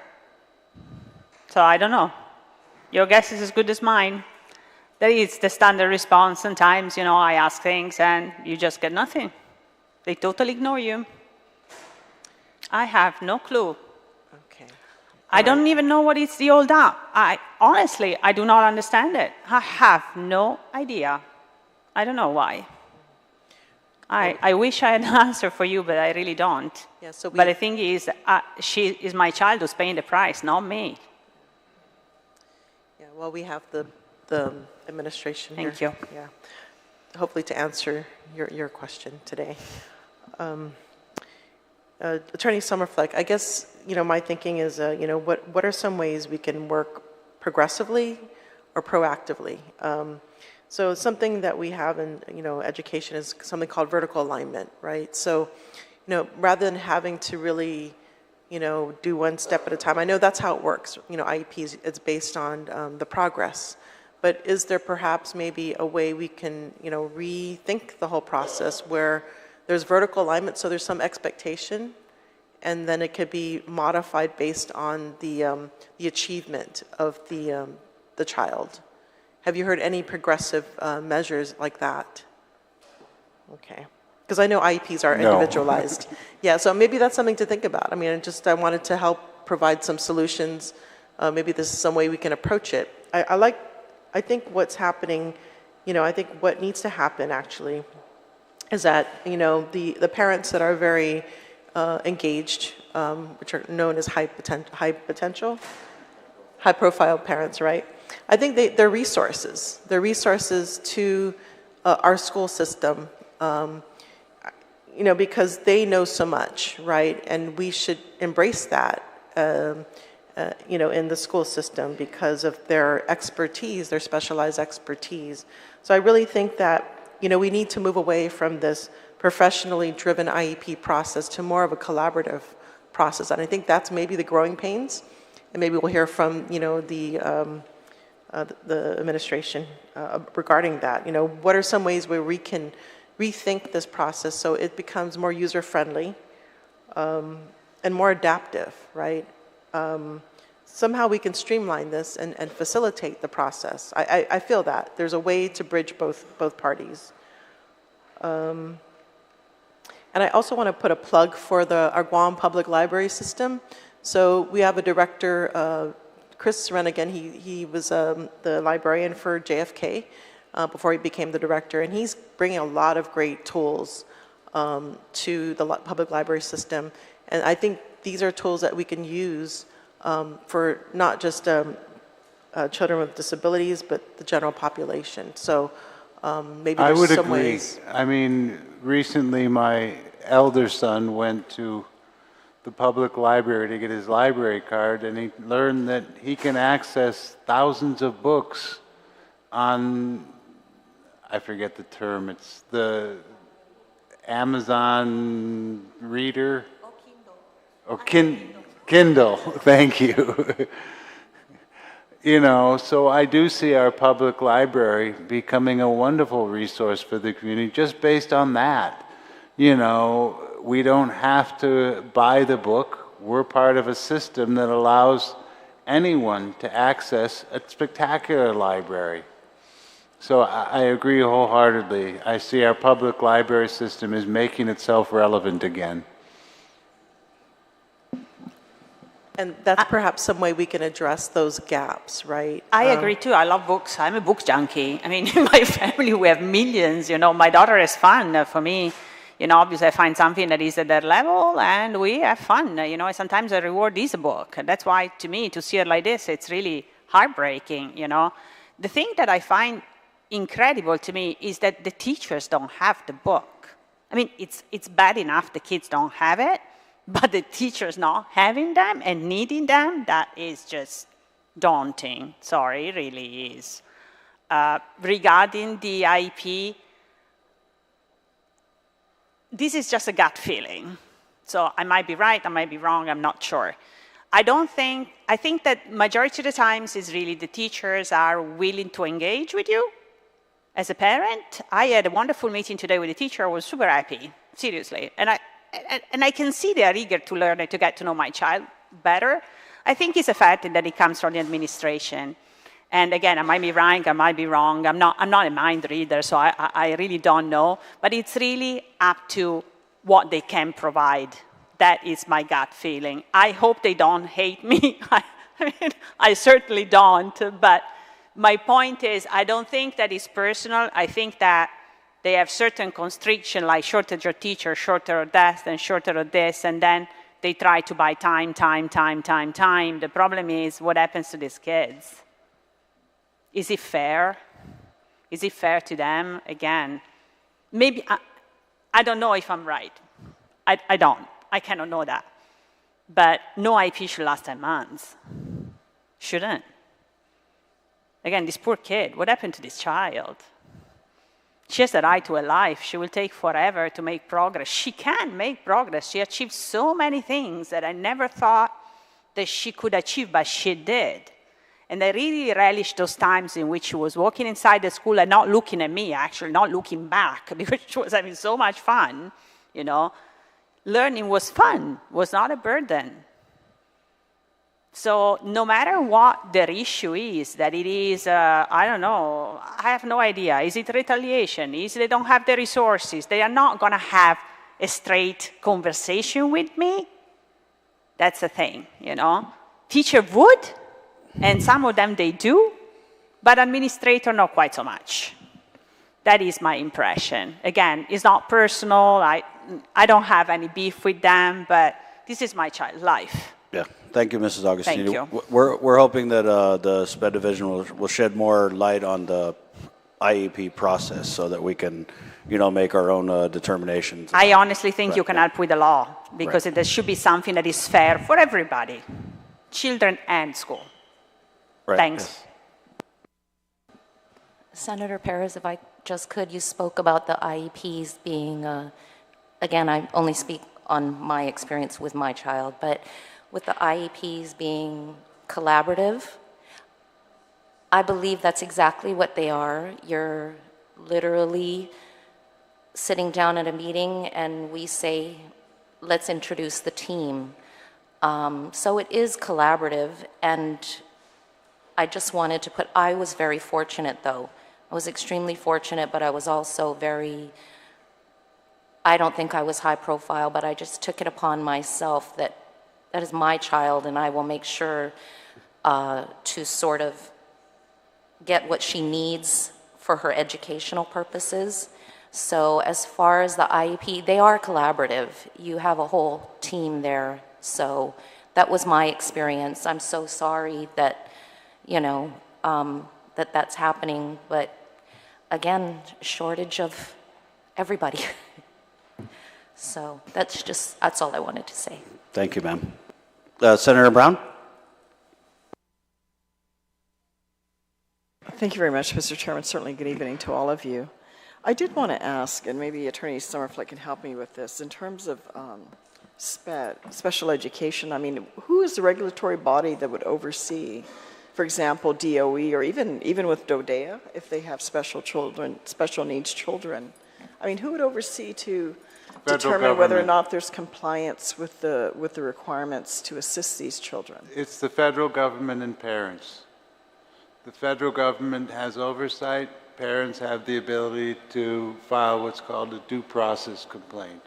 So is it more so that the parents have to go and file versus the federal government actually being directly engaged and doing, you know, not only like we have accreditation, right, that, you know, they come and do assessments to determine whether or not the educational institution is meeting their criteria, would be maybe a more proactive approach versus, you know, a parent who may themselves not know what all the requirements are, but certainly wanting to see their child have the best opportunity for learning. That kind of puts them in a, you know, tremendous disadvantage if that's the case. I would opine to you that there is the, as it's right in front of me here, Office of Special Education and Rehab Services. It does monitor them. Mm-hmm. But I think the most direct way to enforce your child's rights in special education is through a due process event. And in the past, I've had parents come to me after completing the due process and say, you know, I have PTSD as a result of that due process. You know, I've never encountered such hostility and such negativeness than in a due process hearing. For me as a lawyer, you know, that's my life. You know, I'm always in that confrontational mode, and I'm always prepared for someone else to be confrontational back. But when you have a parent who only wants their child to receive services and they're getting questioned and hammered and beaten on, it's very traumatic, which is why, and the secondary issue there is, while every parent should be a high-profile parent, do you want to draw attention to your child?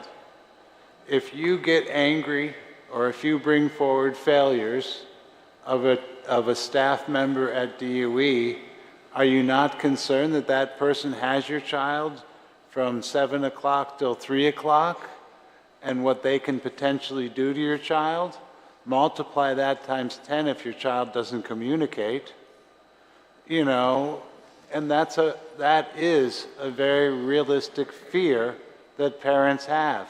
If I get them mad at me, they're going to take it out on my child. And, you know, I can't think of a worse thought, but I can tell you that most parents have that thought.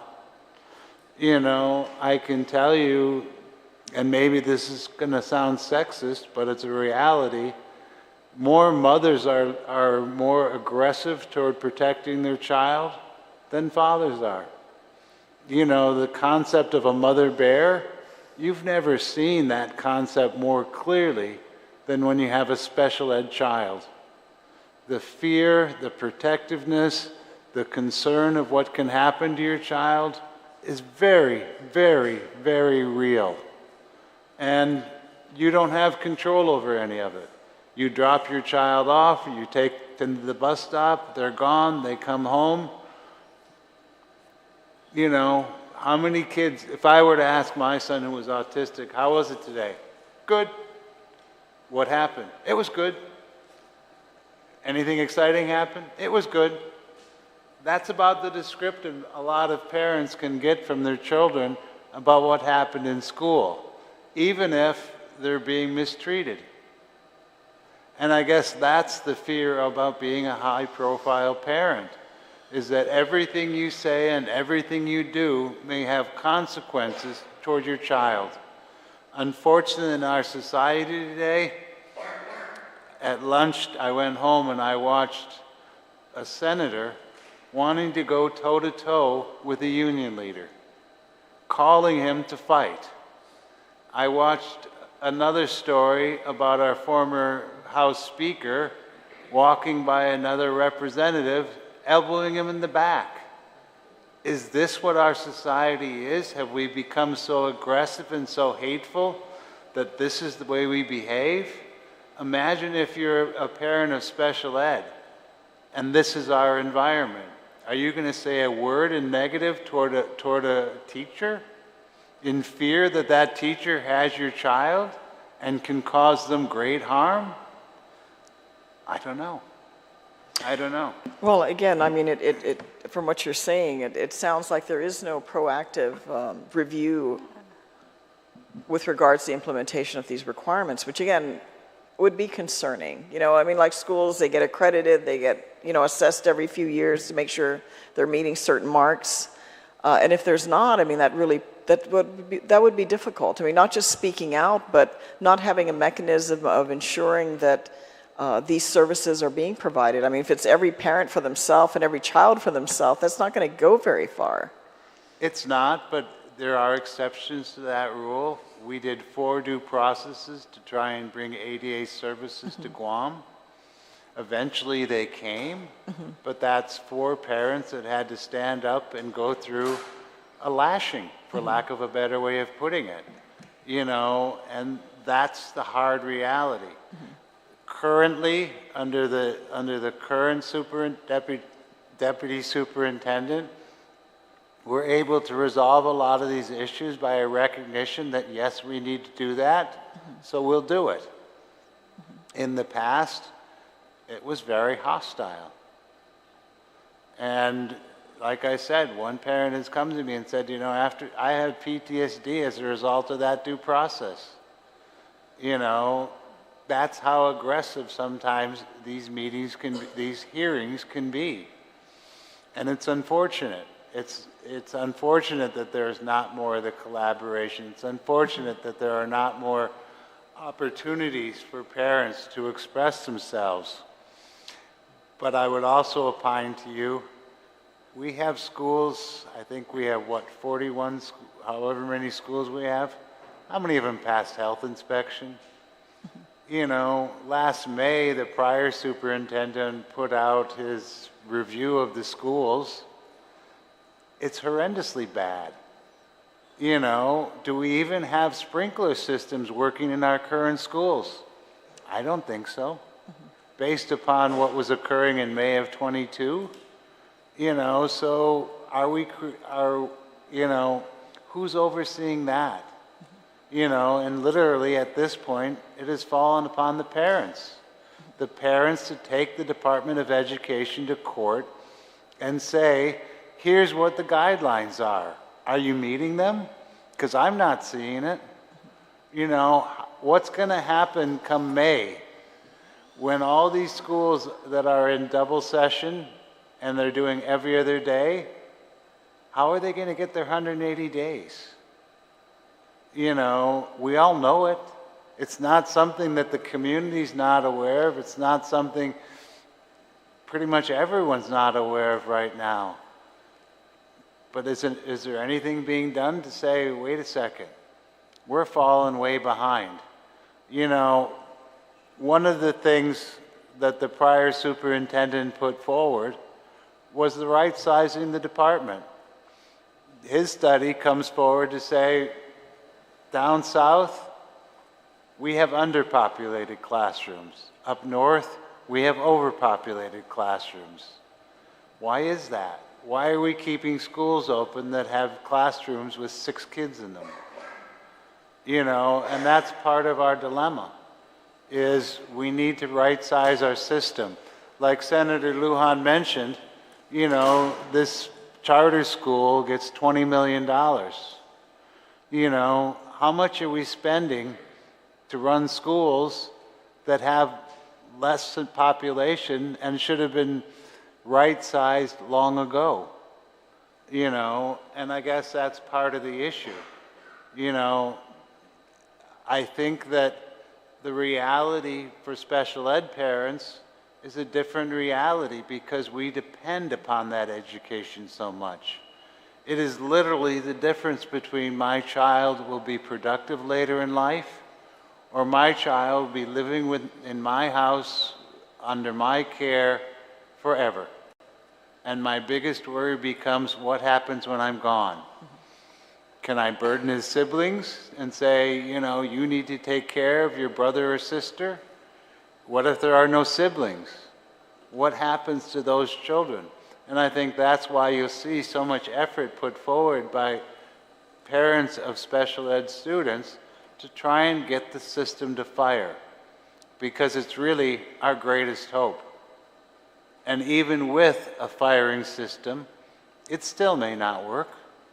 Our children may not ever be able to live independently, you know, but that's the reality.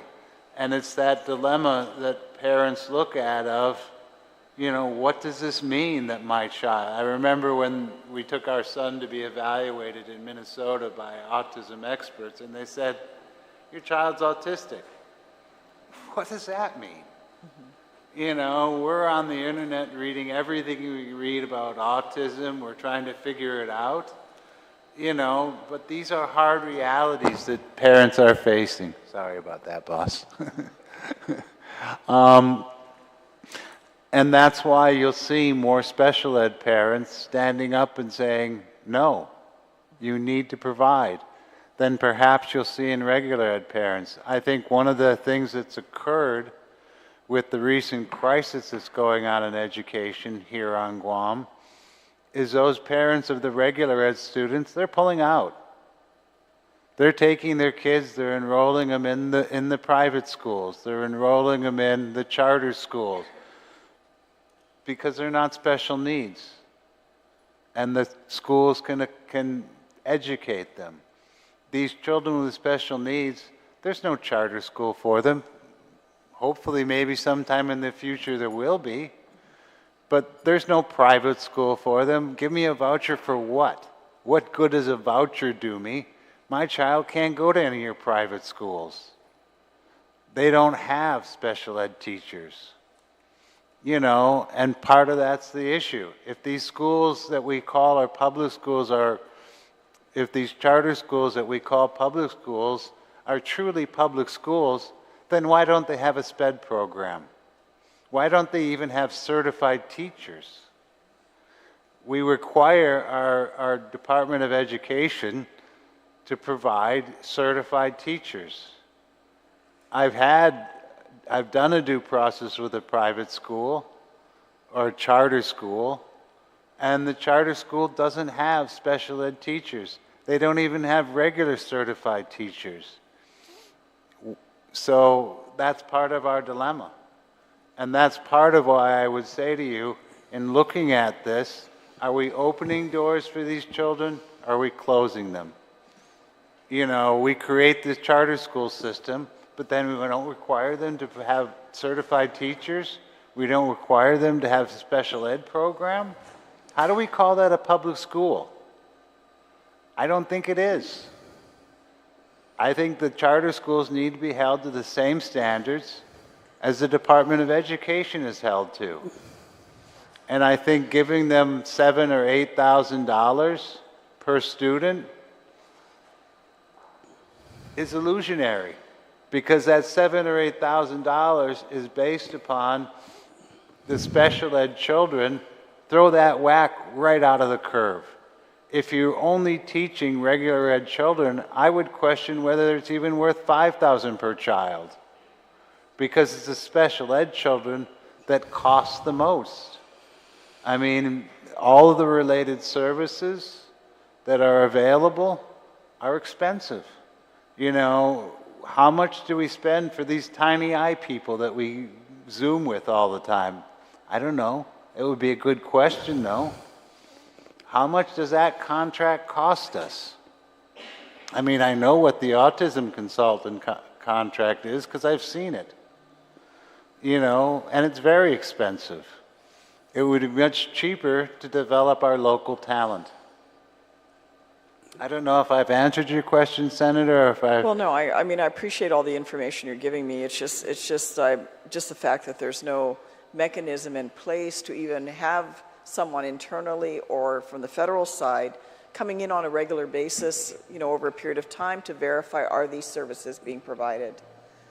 That would be concerned. I mean, being a parent, just having what you may call a so-called normal child is very time-consuming. Yes. I mean, I'm going to go home after this and do homework, which I'm normally doing at this time, but we'll be up a few hours later because it just, you know, as they're going through their learning and growing process, you have to be a little patient and take the time to go through that.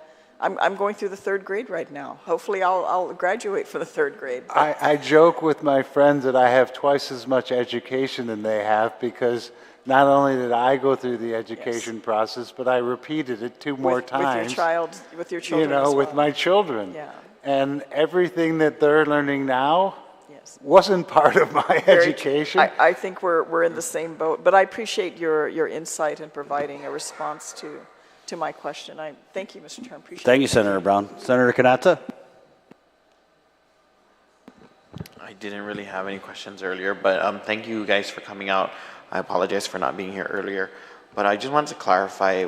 Chief Brody, once upon a time, was a service site specifically to serve individuals under the spectrum. Am I correct? It was for children with special ed. And the drawback to that is we isolated those kids all in one place. And this is why we don't have that school anymore, because the federal government came in and said least restrictive environment. We still have a very small number of children that are in an isolated education system, ordinarily because of their behavior. But we pretty much got rid of that. And while I think a program that's focused and parents choose to send their child to because it's a better alternative would be the way to attract the parents. But to just say we're going to have Brody back and that's going to solve all our troubles, it's not. I Maybe if Brody were charter school and parents were the ones running it, maybe. But I don't think any of the charter schools here are getting $20 million. We don't know. Maybe Senator Barnett wants to give one of them 20 million. But no. My point here is if we're going to consider a charter school, I guess we'd have to establish a board specifically to meet those needs of those individuals under the spectrum. But I just wanted to clarify whether or not that would be something you as an individual who comes from the spectrum and specifically a parent, and I said, well, something Orsini, Francini. I would give you my personal opinion, absolutely not.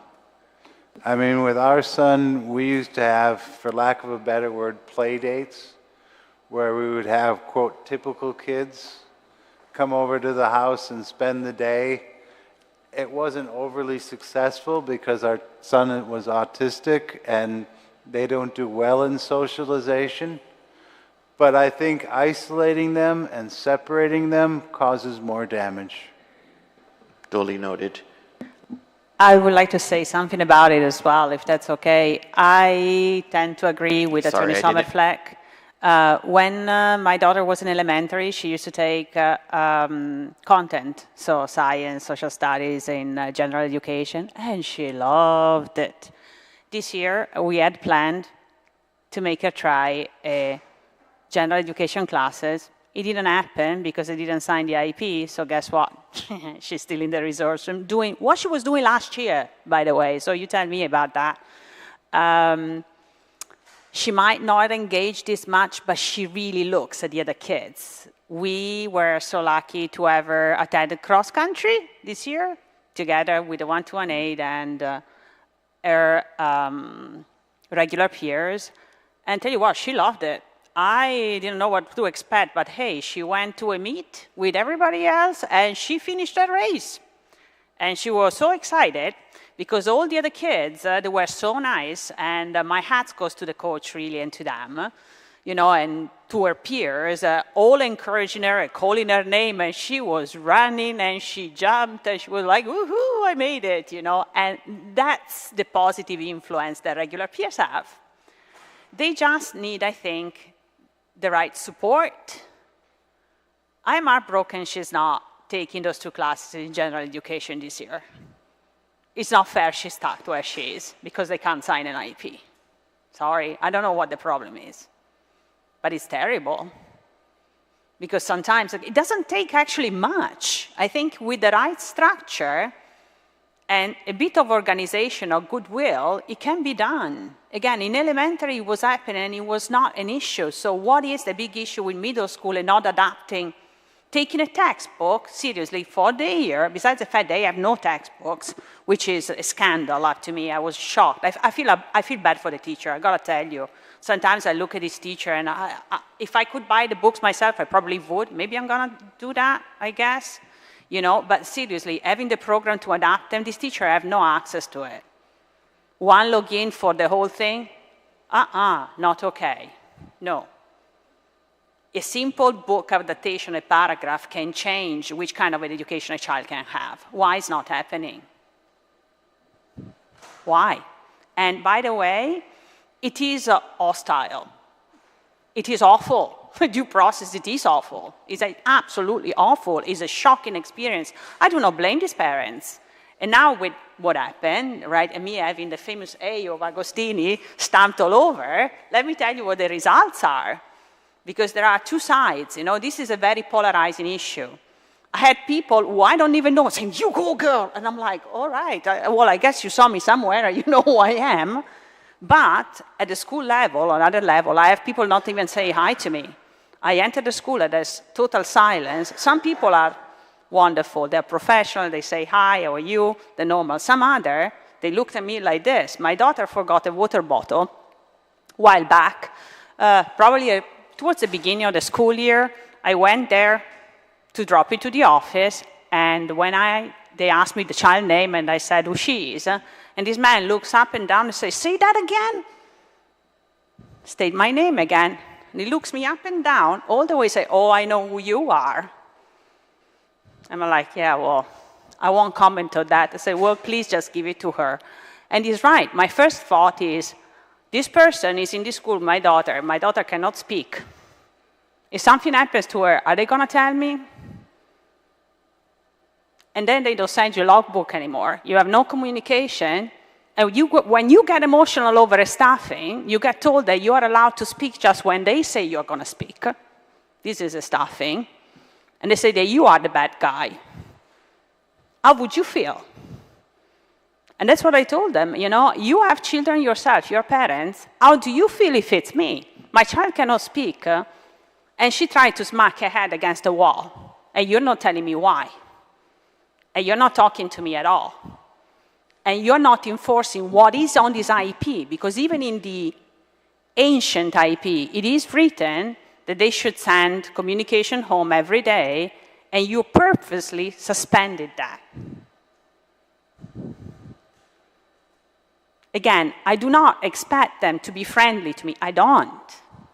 But to be a professional and being a line, really, a line that you do not cross because he's a kid. Even as a person, you have a family, you're sitting in front of me. How can you not, as a parent, put yourself for one moment in my shoes and think how I must be feeling, not knowing anything, and not knowing that I have to make her enter this building, and if something happens, they might not tell me. So it is horrible. I understand why people is not talking. I get it. The point is that it comes a point in which things up to me go so bad that you feel you run out of option. That's how I felt. You know, what am I supposed to say? I've been begging sometimes for IPs. I have been begging, and they don't care. Nobody cares. What am I supposed to say? I went to Guam Education Board. You get 3 minutes. Bye-bye. Oh, well, yeah, well, thank you. I'm still here. So what do I do? So I feel for the parents. The only thing is that, again, I really do believe there's also a lot of people, a lot of good people in GDOE. I believe that deeply. I saw them, I know them, I worked with them. And I really think that a solution has to come, it has to come with everybody. So no matter how ugly, how traumatizing it is, you've got to speak up. Come to you, ladies and gentlemen, and thank you so much for doing this. Thanks really. for coming, Mrs. Augustini. You know, although it's awful, We'll see you again when we have the next Thank hearing. you. And, you know, just for the viewing public, Mrs. Augustini has gone through all of the hoops. She's even spoken before the board. I know your case has definitely got the attention of the superintendent, and we'll do our best to follow up on generally, like, what are the issues with the IEPs, and we definitely look forward to the presentation. Mr. Summerfleck, thank you very much for your very insightful testimony tonight. And we're going to take just a short recess. I want to thank the GDOE Special Education Division for being here. I'm pretty sure they want to wring my neck right now, but again, we did want to accommodate the public testimony, so we avoid that long wait, and I apologize, and thank you for your patience. So we'll take a 2-minute recess and come back with the GDOE Special Education Division and their presentation for this hearing. Thank you very much, Senators. Thank you. Thank you so much again. Thank you.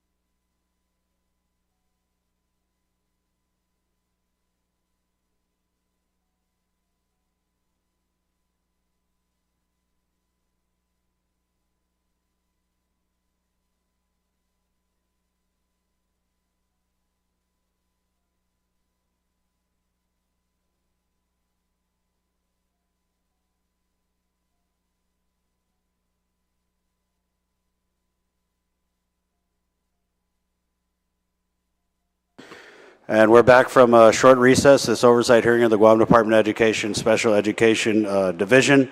We now have seated before the committee the Special Education Division, and we'll now recognize the head of the division, Mr. Tom Babauta. Thank you, sir.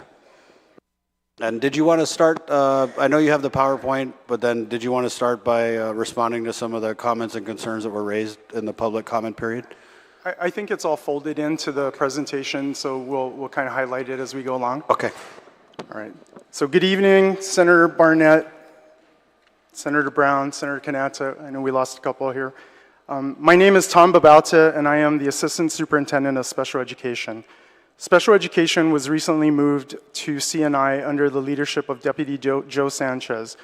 This is part of our efforts to align sections under our reorganization, looking at what makes the most sense, right? So we've been working towards looking at the entire department and making some shifts, so we're already starting that now. Wanted to point out that many of the stories that you heard here, or all of them, these horror stories, in my mind, are true. Over the years, I've worked at Special Ed since 1999. But I want to tell you a little bit more about my story and why I'm so passionate about the work we do at Special Ed. So first and foremost, I'm a parent. I'm a parent of 2 children with special needs. My son Daniel is 27, and my son Drew is 25.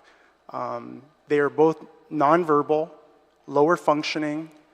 They have autism, but typically you think of someone with autism being, having like a savant kind of, high level kind of, I guess, gifts. My boys are more on the lower level. They have a hard time communicating. My boy Drew, he knows how to say, he's about 250, 5'1". He knows how to say rice, because when he's really hungry. And he knows some basic words, but for the most part, they don't communicate very well. They get frustrated. My boy Drew used to bite his arm to the point where he would rip his arm open, and we would have to go pick him up at school. And when I was working with the school, I oversee the special needs kids with emotional disabilities, and I would ask, what's the triggering point? And they would just call and say, no, you just got to pick him up and take him home, right? So I actually filed due process twice. Mr. Summerfleck was talking about this complaint process. I filed for due process twice. Both times we won, right? So why is it that someone who's in a leadership position at the department has to file due process to get some things going? So we recognize that we have some gaps in services. We recognize that we have a lot of obstacles and roadblocks.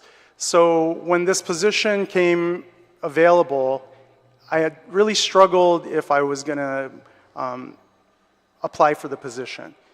But I thought to myself, this is a great opportunity to take all of the hardship and the pain and all the good stuff and work towards modernizing special education, getting it so that we can really listen to what the parents are talking about, bring in all the professionals, and have this collaborative approach. So I wanted to make sure that you understand the perspective that I have as the leader, and the rest of the team are right there with me championing a lot of these issues, right? And because we're such a big system, it really is difficult to effectuate change. And when I was here for the roundtable meeting last time, I did talk about Nasser's model and how we need to work on change and how confusing it can be, right? So I want to make sure that all the parents out there in the community and the school district understand that we're trying to meld this professional and parent piece together because we really are motivated to get special ed to the next level. And we're really excited to be under the tutelage here of Deputy Joe. He's always been super supportive in all of our endeavors. So what we're going to be doing today is I've brought the leadership team with me, and we're going to be providing a general overview because special education has so many moving parts. I recently learned that there are 755 areas of compliance under IDEA. that is phenomenal. You know, there's just really difficult to keep on top of all of that, right? So what we're looking at here is providing you this general overview of this complex system with lots of moving parts. And I want to assure you that we're constantly trying to refine our system. We recognize and acknowledge these gaps in services and supports and are working diligently to bridge those gaps and strengthen our overall system. As recipients of federal grants for Part B, which is our school-age children, and then Part C, our little ones, we have specific requirements tied to our funding to comply with IDEA. So this will address the concern you had about monitoring and supervision. So today you'll learn how our state performance plan and annual performance review are compiled, and you have access to a copy. We also receive a determination letter every year from the Office of Special Education Programs. So it outlines where we're deficient. It also reminds us what we need to work on. And then they provide a lot of technical assistance in the way of national TA centers who we work with closely, such as the National Center for Systemic Improvement, IDC, which is the IDA Data Center. So today, we'll be giving you a general overview of that. Targets are set every year with the help of stakeholders. So I think you overheard one of the individuals mentioning GAPS. Our GAPS chairperson, that's the Guam Advisory Panel for Students with Disabilities. She's not feeling well today, and her name is Carla Borja, and she is also on the Guam Education Board. So we work closely with the stakeholders, and we come together and look at adjusting targets, and federal government gives us the different targets that we have to work on because they're looking at it from a totality of our entire system. We're monitored on a couple levels, and both on the local and federal side. So you'll have access to the latest determination letter, as well as our dashboard that I believe you were referencing. So we have that live, and we update that as quickly as we can. OSEP has funded several TA centers to assist grant recipients with system evaluation and improvement. And OSEP recognizes that each state and entity has unique circumstances, both challenges and strengths.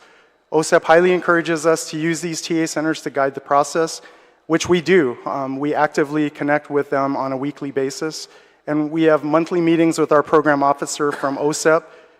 And we have a really strong relationship with our project officer. And last year, we were actually lucky enough to invite Valerie Williams, who is the OSEP director, out to Guam for a regional training program that we were, or regional collaborative that we were having. And she actually took us up on it, and she came to Guam. So she's very aware of what's going on here, and she's enlisted, the support of the entire OSEP for us. You'll learn about the complaint process because we have multiple mechanisms. If someone has a complaint, they can go anywhere from informal to formal, all the way up to due process. Recently, I know that we've also had another complaint from the Office of Civil Rights, which was resolved. So, when it comes to students with disabilities, there are many, many mechanisms. And most recently, I know that we have an open lawsuit or an ongoing lawsuit with the Adequate Education Act. So, GDOE is responsible for implementation of a free and appropriate public education, and each student receives individual attention. So this is why it's critical that we get a better understanding. 99% of our IEPs are completed in one sitting. So we do have anomalies. We have some cases where, because we're not able to come to a resolution, it is tabled and tabled again. But that's not the norm, and we do track all of these the data, and that's not something from a systemic level that we're in support of. We actually are trying to get parents in, families in, we do the IEP and get them that IEP as quickly as possible. If we can get it to them as they're walking out the door, then we're going to try to do that. So that's kind of where we're at. We're on the systemic level. I mentioned to you during the roundtable that we're on the state level. It's the state education agency, and then we're also on the local level. So if we were in California, we would be sitting in Sacramento, but what we're here, because we're on this big global level, we also provide services direct on the local level. So it gets really confusing, like where do the schools start and where do we start and end?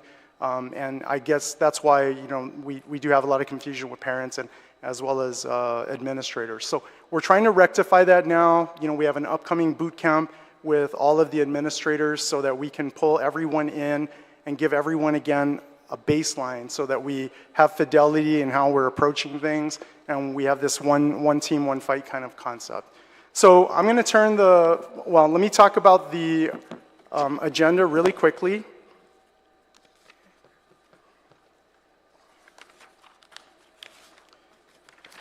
So you did share with us that you had some things that you wanted to talk about, but we kind of added a little bit.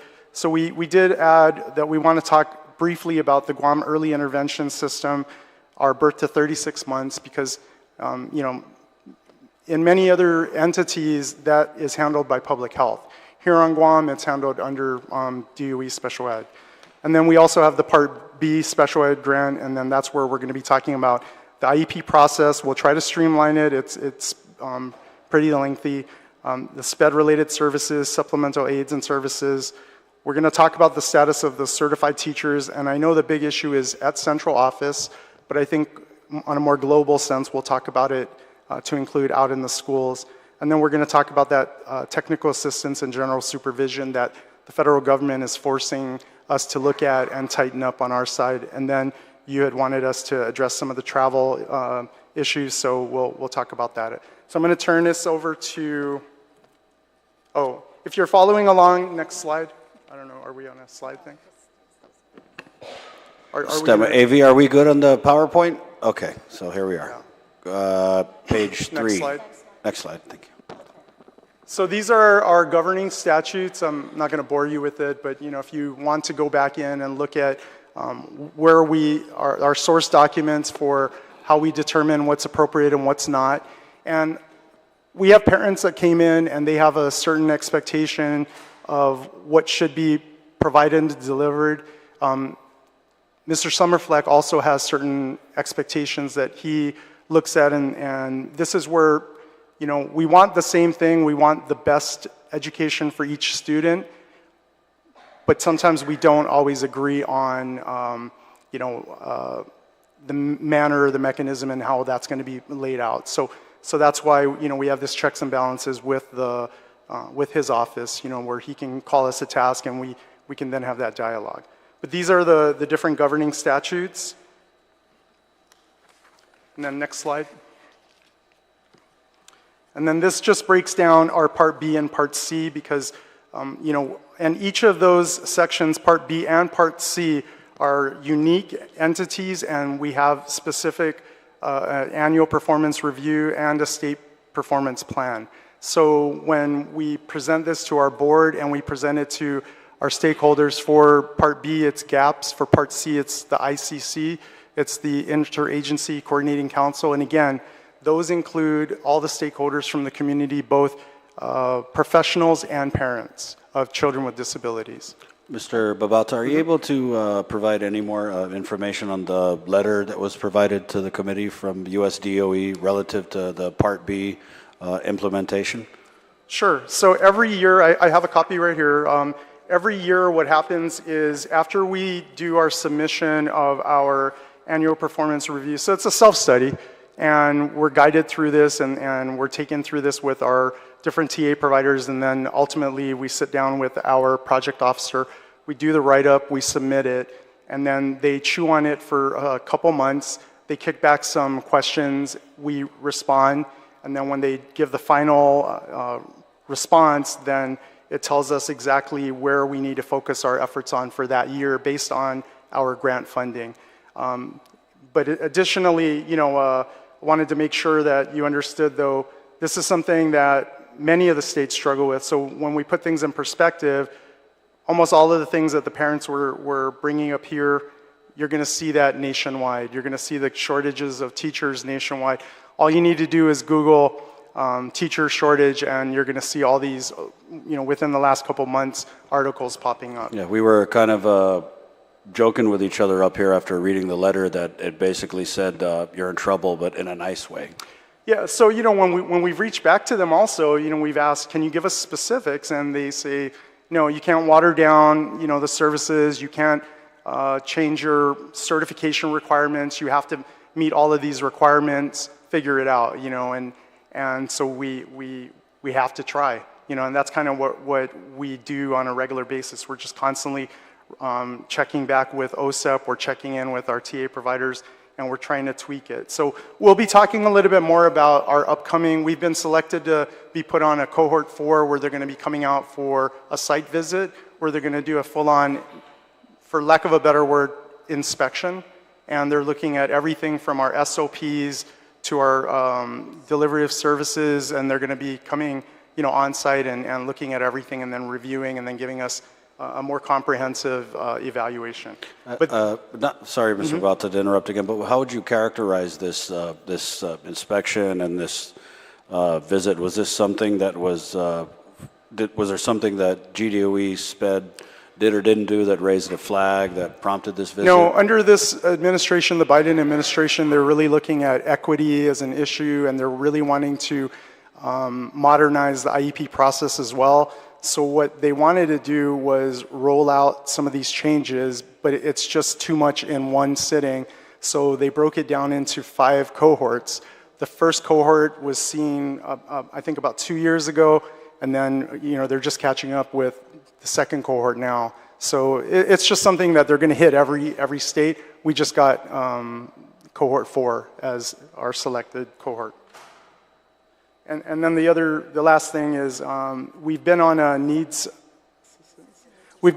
assistance for many years, and we've been told by OSEP that even if everything was perfect, we would on the programmatic side, because of the high risk level that we were on, they would continue us on the needs assistance. So now that we're working our way off of that, I know that we don't have the third party anymore, and we're working towards getting the very last things on the high risk, then we should also see a little more true, I guess, snapshot of what our concerns are.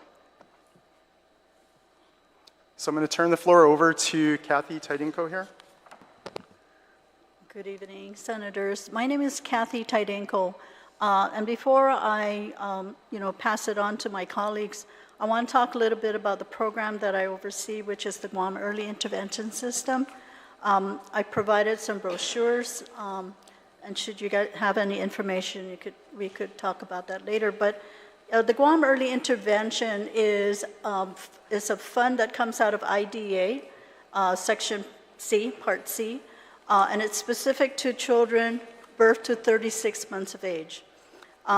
So this, of course, the program is mandated. It's mandated that we provide the service to eligible infants and toddlers. In the past, and I could say this, that nationwide, the majority of early intervention programs really fall under public health. Okay, so just a little tidbit there.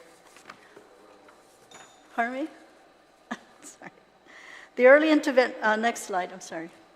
The early intervention, who refers, right? Where do we get our referrals? And basically it's anybody. A parent can call us, mostly pediatricians. We get from other early childhood serving agencies such as public health. And under public health, there's all these other services like the CCDF or the daycare centers, the CPS, of course, and also our Guam Behavioral Health and Wellness Center and our hospitals. But that's not limited to, right? It's all other areas as well. So under the early intervention program, the plan that we develop with the families, I'm sorry, next slide. I have to remind myself to say. The plan that we develop with the families is called an individualized family service plan. So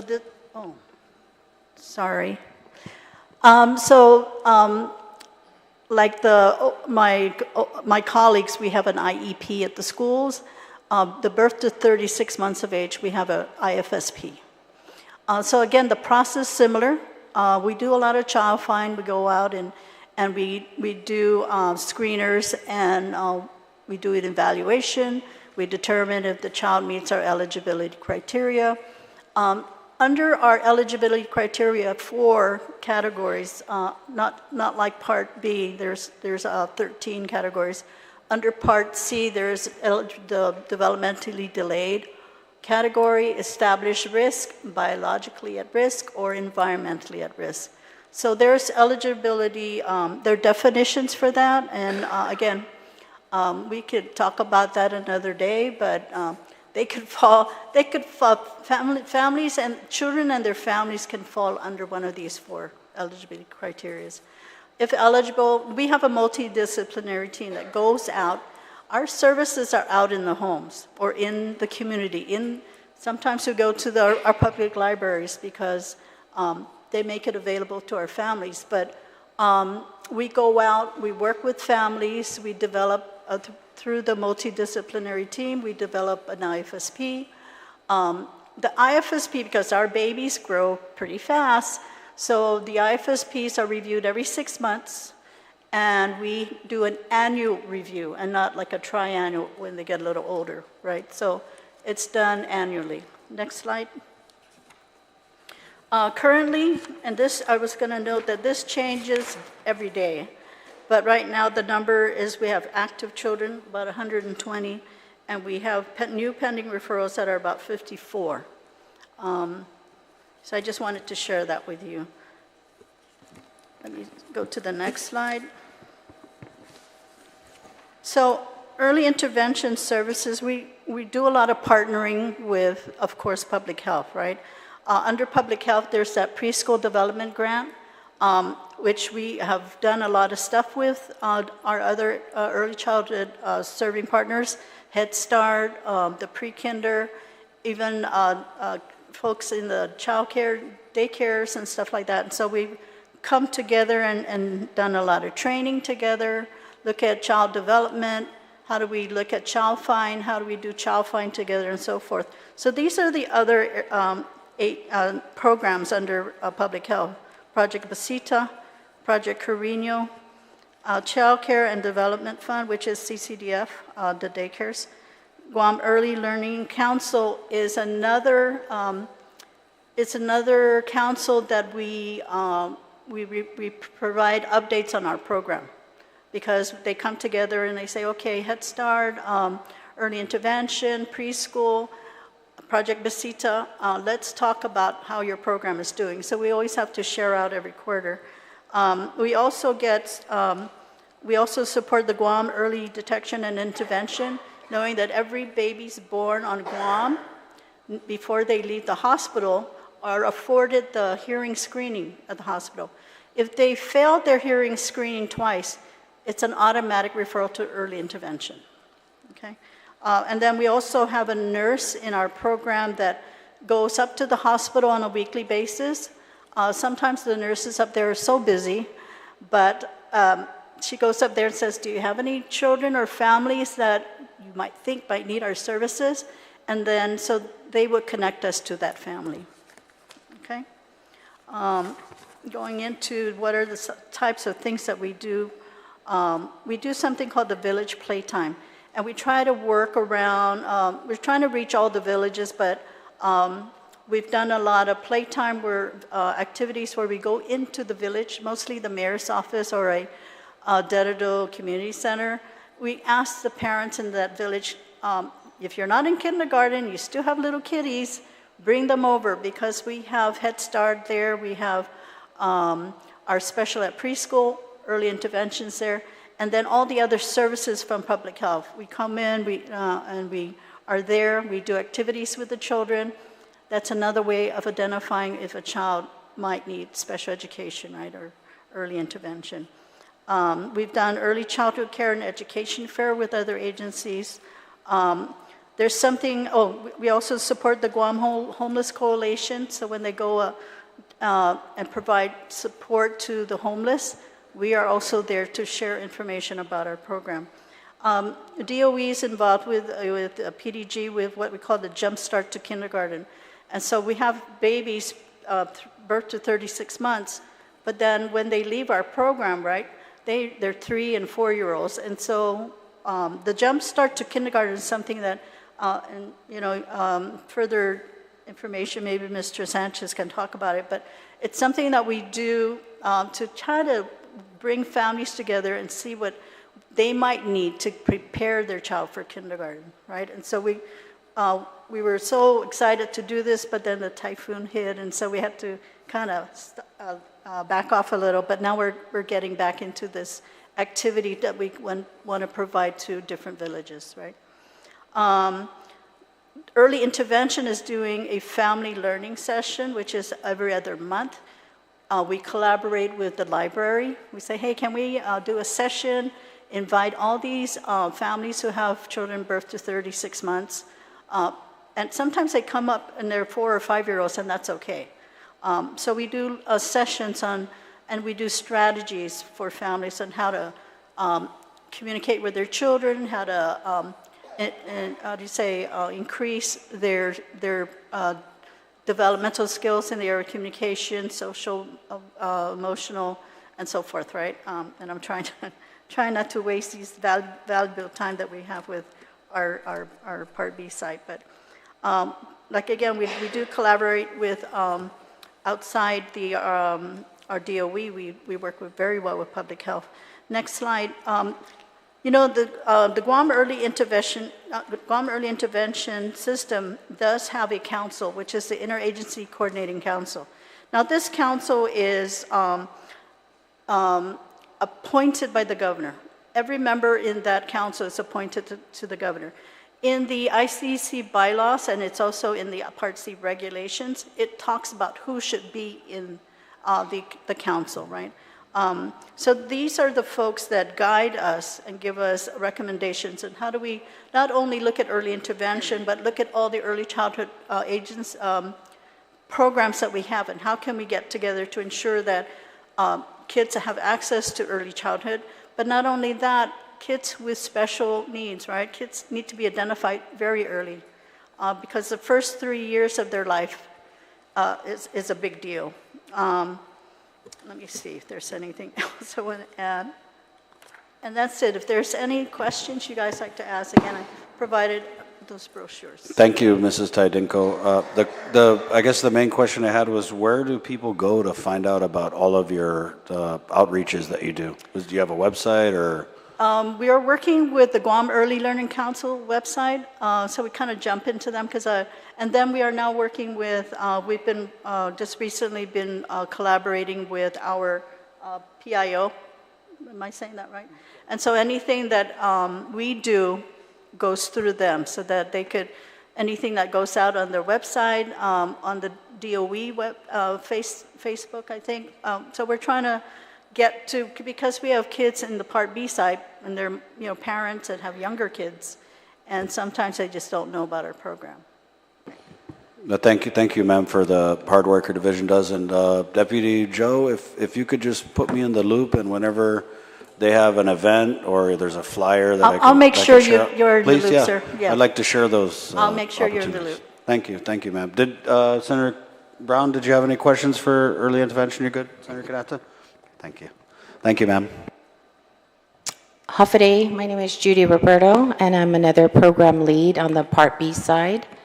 So as mentioned earlier, Part B services, if you can go to the next slide, Part B services ages 3 to 21 years old. So we do have identification mandates. No, the slide before that. We do have identification mandates called Child Find, which means we have to identify, locate, and evaluate children with disabilities. Section 504 also has Child Find mandates. So that could be the Check Me Out fairs we have, the outreach programs, but on a daily basis, we do also get referrals from clinics, doctors, CPS, parents, guardians, family members. Next slide. But we have what's called a child study team within all the schools, and that's another identification child find mechanism. And within the child study team, the team gets together to determine targeted intervention.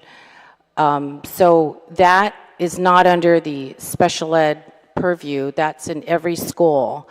So the school might decide they're going to identify targeted intervention and timelines to implement that intervention, maybe revisit it depending upon the case. They could also decide that they need to seek the service of an outside agency like public health or Guam Behavioral Health. But if at any time they suspect a disability, they have to refer either to special education or to the Section 504 office, which is under the Student Support Services Division. Also, if the child needs some type of social emotional support, such as clinical therapy or more psychological testing, that is also under the Student Support Office. So these are all the places where a child study team referral can go to. Next slide. If the child, however, is referred to special education, then the consent is obtained by the parent. The child's evaluated by a multidisciplinary team based upon multiple sources of data, evaluations, and then they have an eligibility meeting. If the child's eligible, then they develop an IEP and go into placement. Next slide, please. In order to be eligible for special education, the child has to have a disability, and that disability has to adversely affect the child's education, and they also have to be in need of specially designed instruction. The answer to all these three questions has to be yes in order to qualify for special education. Next slide. So if they are eligible, they'll go right into the IEP process, and the IEP process starts out with the procedural safeguards, and that's when they read the rights to the parents, but they should have read those rights also at the evaluation stage, the referral stage. The first component of the IEP is called the PLAF. It stands for Present Levels of Academic Achievement and Functional Performance. In that component, which I feel is the most important piece of the IEP, that's the time where the team is trying to identify the baseline of the child, what the child is actually able to do at that present time. So they look at health, reading, writing, fine and gross motor, social skills, independent skills, their functional level, their executive functioning skills. That PLAF is very important because if you don't have a good PLAF, then everything else falls apart. That's the baseline for the child's education at that time. After that, the team identifies, as a result of that PLAF, what those unique needs are. Next slide, please. You know, we talked about the complaint process. So, you know, Judy was mentioning about procedural safeguards. Before every meeting, it's presented to parents, and they're given all of the opportunities on, you know, what level, if they should not be happy in whatever way with what our services are, the different, you know, tracks that they can make a complaint. So just wanted to remind everybody that that's presented up front at every meeting. If we can go back to the previous slide, I also want to add that part of the PLAF, the requirements, the federal requirements, includes the parent's concerns. They must ask the parent at that stage, what are your concerns? There are other concerns that are, other areas that are required, such as whether the child needs AT devices, if there are any communication needs. There are special factors that are part of the federal guidelines that we must follow when we're completing the PLAF. Okay, next slide, please. Once those unique needs are identified, goals and objectives are developed based on those unique needs for that child to achieve within a year. After that, the special ed or specially designed instruction is identified, and the related services needed to support the special education are identified. Next slide, please.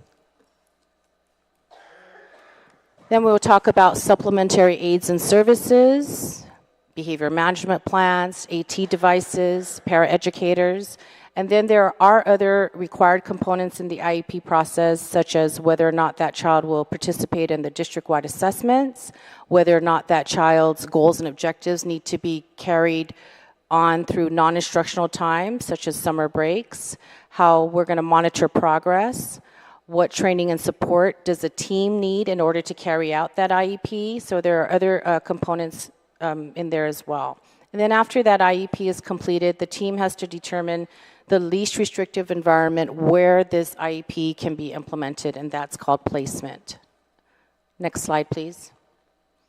So this chart, this data shows all the handicapping conditions under IDEA and the number of students under each category. Ma'am, if you don't mind, if we could just ask a couple questions about the IEPs. I think it's more productive if we ask as we go.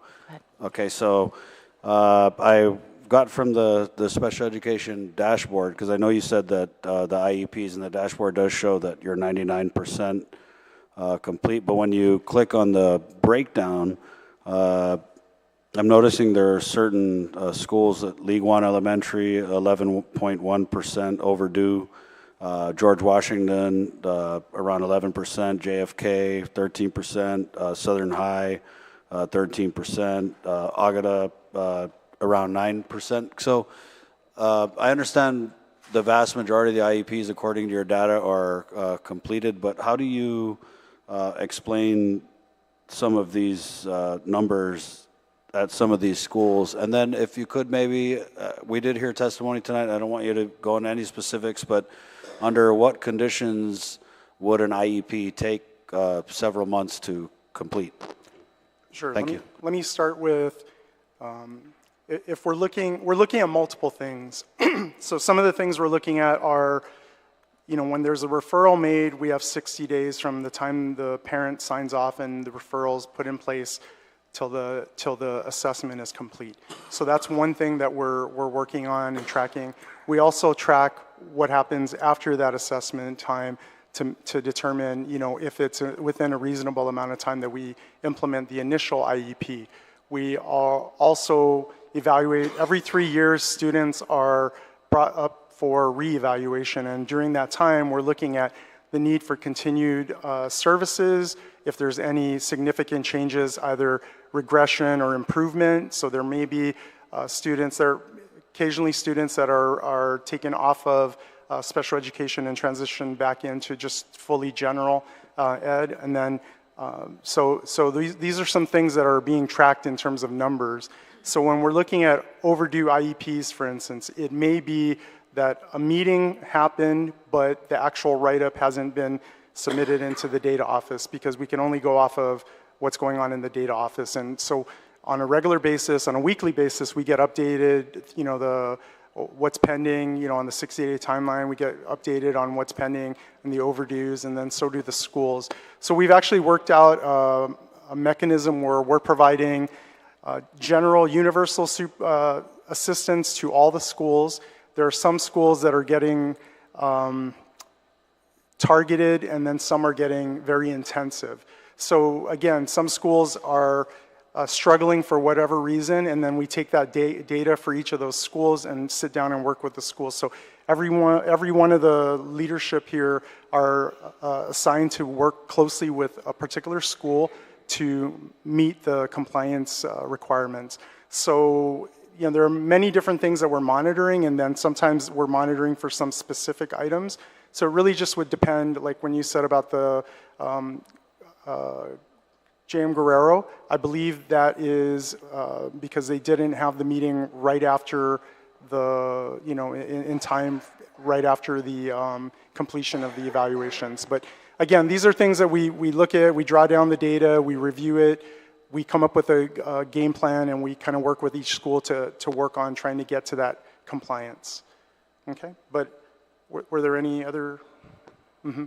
What happens in the event a student with special needs that's supposed to have an IEP doesn't have one that's completed? Like in the case where it is kind of ongoing, like was mentioned earlier? I mean, let's just say I'm a parent of a student with special needs, and they're supposed to have an IEP, and they're going to school, but the IEP, for whatever reason, hasn't been completed. Right. Then what type of curriculum or education does that student So we have a couple different scenarios where that might happen, right? So maybe we have somebody who transitioned out of, dad retired, transitioned out of Dodea, wants to stay on Guam, transitions in, they had an IEP at Dodea.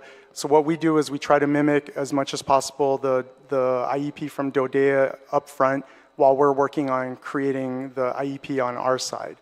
Someone travels, moves to Guam, they have an IEP already, then we use that kind of as our guide, and then we do some assessments as well, and then we continue and we develop a localized IEP. If we're talking about somebody who just got referred, had the assessment, was found eligible, and we're working on the IEP, we would need to pull that IEP together. So maybe you could give me a scenario, and I can maybe... Well, I'm trying really hard not to reference the scenario we heard in the public comment. Well, if we're talking about something that's maybe pending, so remember, this is a collaborative effort, right? So think of it as a contract. So when we go to contract negotiations, we come in, we'll have the educational team, which consists of everyone on our side, and it can be intimidating, right? You walk in as a parent, and there might be 15 other people there, right? Parents can bring whoever they want, but you walk into a room and there might be 10, 15 other people there, right? So it can get a little intimidating, right? So, but we have to, when we're going through everything, we say, okay, this is what we're seeing. We never predetermine. So this is kind of what we're proposing. Parent might say, well, that's not really what I want to work on. And then we have this kind of back and forth, and then we might need to pause because it's taking 3, 4, 5 hours, and we need to regroup and then come back. So typically in scenarios where it's not done in that one sitting, you know, we have like certain sticking points where we're trying to work through and figure out a mechanism that is win-win for everyone, that is doable, right? Because we could create an IEP on our side, and if the parent doesn't agree, then it wouldn't be appropriate to apply. Sometimes parents come in also and want certain things, and it's not maybe what the educational team is really supporting or recommending. So, you know, we are trying to listen to everybody, take everybody's input into consideration, and then at the end of the day, hopefully we can all come up with some kind of a compromise. But at times, you know, it can be difficult, right? So those are the kind of scenarios where if it were to run a little bit longer, we might have some sticking point on a particular goal. If I can also add, Senator, we don't supervise secondary case managers. So we are getting better and working closer with the administrators to help them to be into compliance. So the case managers are called consulting. When you say secondary case managers, you're talking middle and high school? Middle and high school case managers are called consulting resource teachers. So we don't hire and we don't fund those positions, but we work closely with the administrators and the compliance office as well to get them into compliance in different areas. Thank you for that. I'm just as the chair of the committee, when I hear a parent, any parent, making complaints that, you know, they've been waiting for an IEP for, 6, 7 months, I just have to ask why and how many other instances are there occurring like that across the district? Because it was Attorney Summerfleck had mentioned earlier that we should start mandating, some of these things like IEPs within 3 months, and so I've got no problem dropping down, hard mandates, as GDOE knows, but I'm more interested in hearing why would it take longer than, 3 months, for example, to complete an IEP. So the IEP due date data reflects when it's submitted to our office. It may not necessarily mean that the meeting didn't happen. So that could be one scenario. Another scenario is, working closer with the team to train and close that meeting, because we're obligated to provide the parent with our proposal and our refusal. So sometimes, honestly, the school teams get intimidated to put that in writing. So I think it takes more education and training with the administrators. Like Mr. Babata was saying, we're having an administrator boot camp this Christmas holiday. But that could be some of the reasons. Senator Brown? And we're in agreement. I mean, we would like to have those IEPs, pushed out immediately, actually. So, it's disheartening when we can't have a meeting of the minds. So it is something that we're working towards, and we agree. We don't want these continuation 8, 9 month, IEPs. Thank you, Tom. Senator Brown, did you have anything on the IEPs? You know, I appreciate all the information. It is a lot of information. I think just from the presentation earlier with the parents and the members of the community, it's just how do we, and you just mentioned that, how do we have the meeting? You know, the connection here where there seems to be a disconnect. You know, we can have all these requirements and, you know, put in place, but I don't like the idea of hearing that parents almost have to be confrontational. And that might not be at your level, that might be in the rank and file, and why is that a concern? Of course, if you're a parent, you're going to be obviously naturally protective of the interest of your child. And if you're dealing with someone at the other end who's not receptive to that, then you end up with these conflicts, this negative energy. And the thought that any parent or child has to go through that to get the best possible education they can get, you know, it's kind of disheartening. And why is that? That's the kind of stuff, I mean, I can sit and read all this stuff myself. I don't need you to regurgitate it. But I think that really is the crux of the issue, and how can we, how can we address that? I mean, I understand there's some people you'll never satisfy no matter what you do, and by nature, they'll just always be negative. That's who they are. But, you know, to hear that to the degree that it's there, and then how do we ensure that our personnel that are dealing with these children directly really want to work with children and are more positive and proactive, so that for whatever reason these parents are getting these negative impressions, that shouldn't be there. So in terms of being proactive, we do have a parent services component, and where our folks reach out to the different parent organizations. We're trying to do a lot more interactive educational stuff. We do have typically an ongoing series once a month where we bring parents in, and anytime we have an off-island consultant coming in, we have a parent thing. But we're trying to open those lines of communication. We're looking at ways, you know, somewhere along the lines of like the coffee with a cop at one point, you know, where people can come in and have, you know, a day or office hours with us. We're really looking at trying to beef up our social media. We've updated, we're pushing out parent monthly newsletters.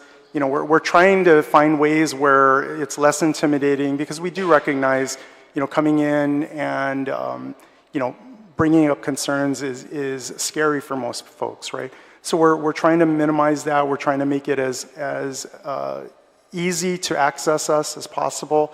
And so we're trying to push out all of our information out there. So, you know, again, we really take this seriously. We're trying to figure out ways where, and you know, we're working with 41 different schools as well, right? And each school has a different culture and a different, you know, kind of a feel and a flavor. So this is also another situation where we're working with them, you know, and every school has, you know, its pros and cons. But the one thing that I can say is that I've only heard from the administrators and the teams that they are on the same page as the parents as well. We want what's in the best interest of the kids. It's just sometimes not as easy to get there. Right? Sometimes we get personalities involved, or we get emotions involved. But so far, you know, in the last couple of years, we've noticed a shift. And actually, the last 20 years, we've been the ones pushing for parents to come forward and get involved, right? So we've really been facilitating stronger parents. You know, we had done a lot of training on advocacy, self-advocacy. You know, we're wanting parents to come forward because it adds that checks and balances. It's just, it gets really overwhelming, you know, when we're trying to recruit teachers into the system, for instance, and then they see just a lot of negativity on you know, the news. So, you know, we're trying to balance everything out right now, because we have a lot of great stuff going on. It's just overshadowed by some of the concerns that, you know, that parents have, or our facility. If I may add to that, I think one of the reasons why we're moving special education under curriculum and instruction is they really want us to align and utilize each other's strengths, because there are a lot of efforts that we also have that are not just special education students, but we're talking about English learners, we're talking about students who are generally struggling, students who live in poverty. The same concerns that are brought up with special education are brought up with these families as well. They feel intimidated in some cases, they don't understand the system. In some cases, when they bring up complaints, they're concerned that there's going to be some type of retaliation. So that's something that we wanted to be really comprehensive about. Because I think at the top levels, and really even, I want to believe even with every teacher and every administrator, there is no intent to be upset at parents or be upset when someone complains.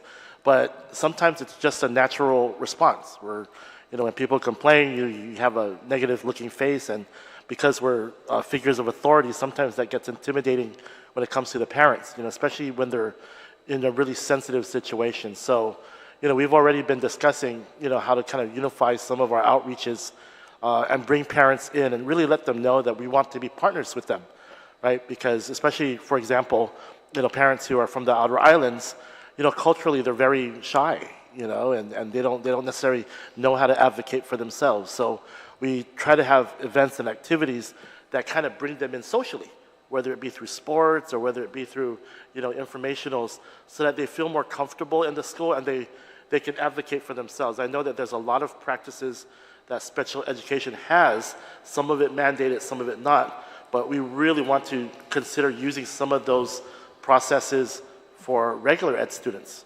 I mean, we've talked about the concept of an IEP. That just makes sense. I mean, really, in theory, we should have an IEP for every single student. Now, I don't know whether or not that's practically possible, but that really should be the intent of education itself, is every student should have a high-quality education that's really tailored to them. So really, there's a lot that we've already been discussing the last few weeks about how we can really merge and strengthen our overall curricular program. And I just want to point something out that I know that we talked a lot about before, but sometimes I guess structurally it was difficult, but special education students should not be considered a special subset of a group that occasionally we pay attention to. All of our students, we service all students. So special education students are really regular ed students first. They should have access to our regular classrooms. They should have certified teachers. They should have materials and supplies just like all of our other students. And really, if we continue to treat it like that, where we provide all the services to all of our students, and then special education is an add-on additional supports for those who need the assistance, then I think as a system, we're going to really grow and evolve. And, a lot of us have been in the system for, over 20, 25 years. And although we are seeing improvements, I think we're all in agreement about where and why certain areas need to improve. Mr. Chair, I know I want them to finish their PowerPoint because I do want to get that out of the way, and then perhaps any follow-up questions may be appropriate to help us. Thank you, Senator Brown. I know it's getting late and people getting tired. I'm sure would like to go home and have dinner. I did want to ask Senator Kanata, though, just to be fair, if he had any. He's like, okay, gun it with the PowerPoint, pues. Okay, thank you. Okay, so the next slide shows the total population of special education students in the public schools, 1,620, 70 students in charter schools with special needs in charter schools, and 36 in private schools. And then the table on the right, sorry, next slide. The table on the right shows the number of pending initial evaluations.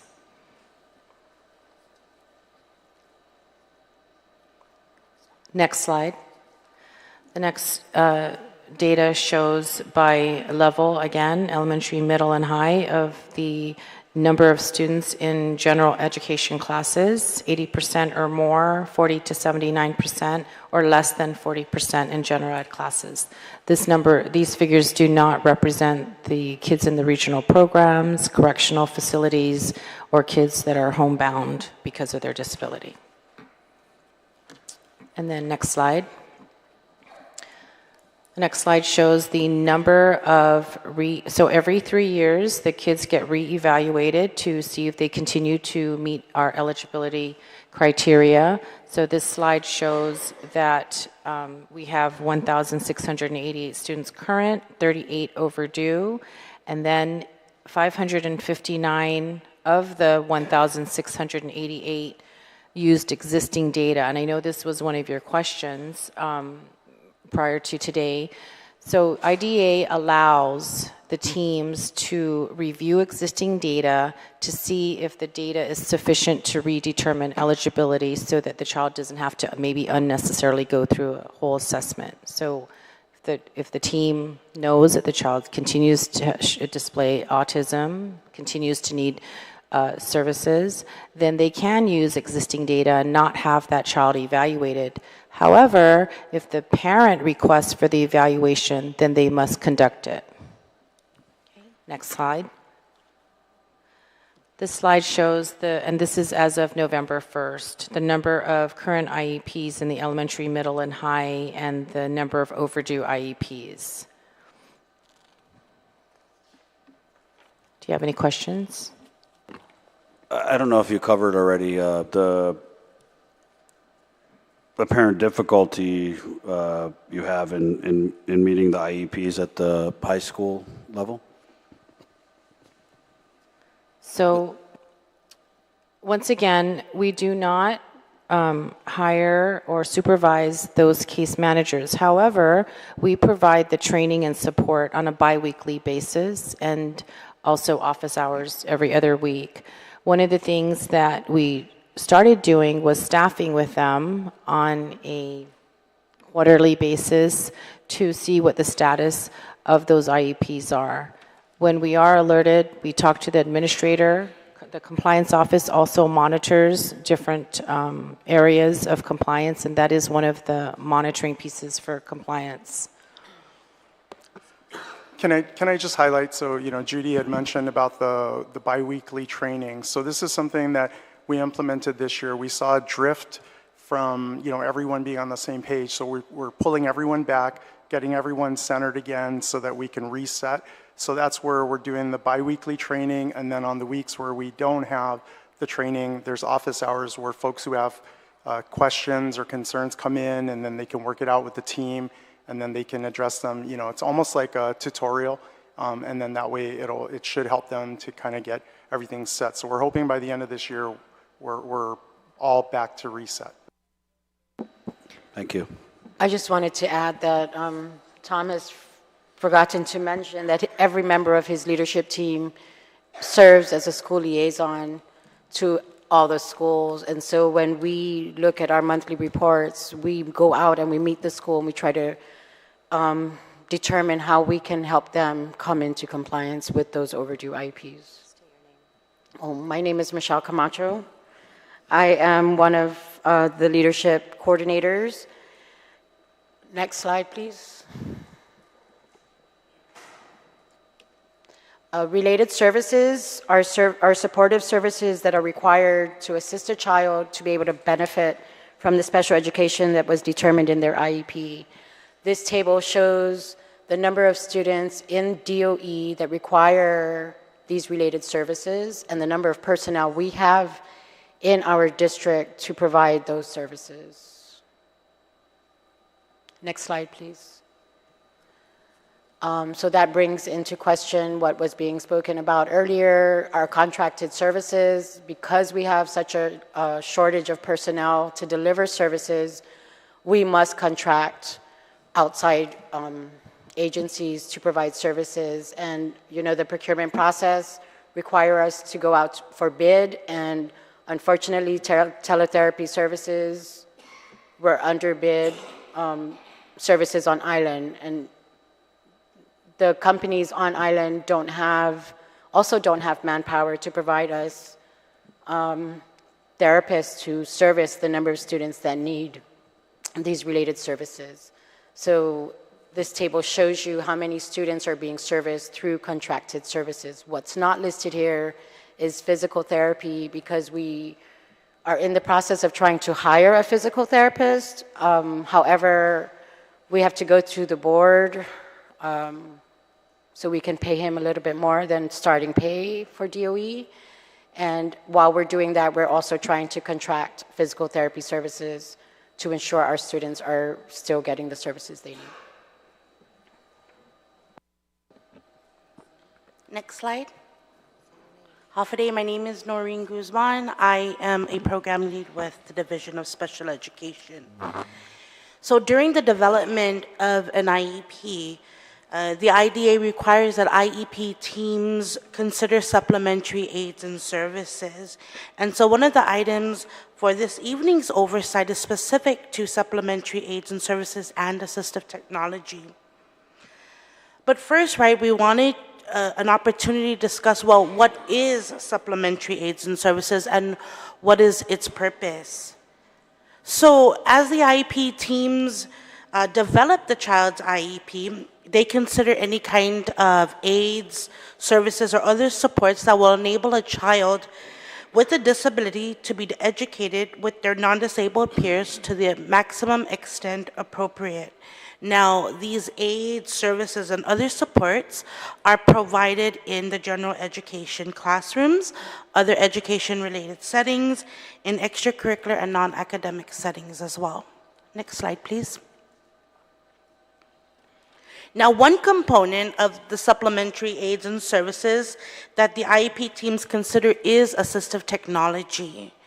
Now, when we consider assistive technology, the IEP team first determines whether or not the current services that are in place are sufficient for the child to make progress. It is at that point during the IEP meeting that the team considers or identifies the specific assistive technology that the child will be in need of. Assistive technology includes any items, piece of equipment, or product systems that's used to increase, maintain, or improve functional capabilities of a child with a disability.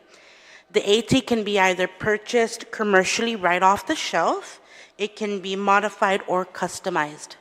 Next slide, please.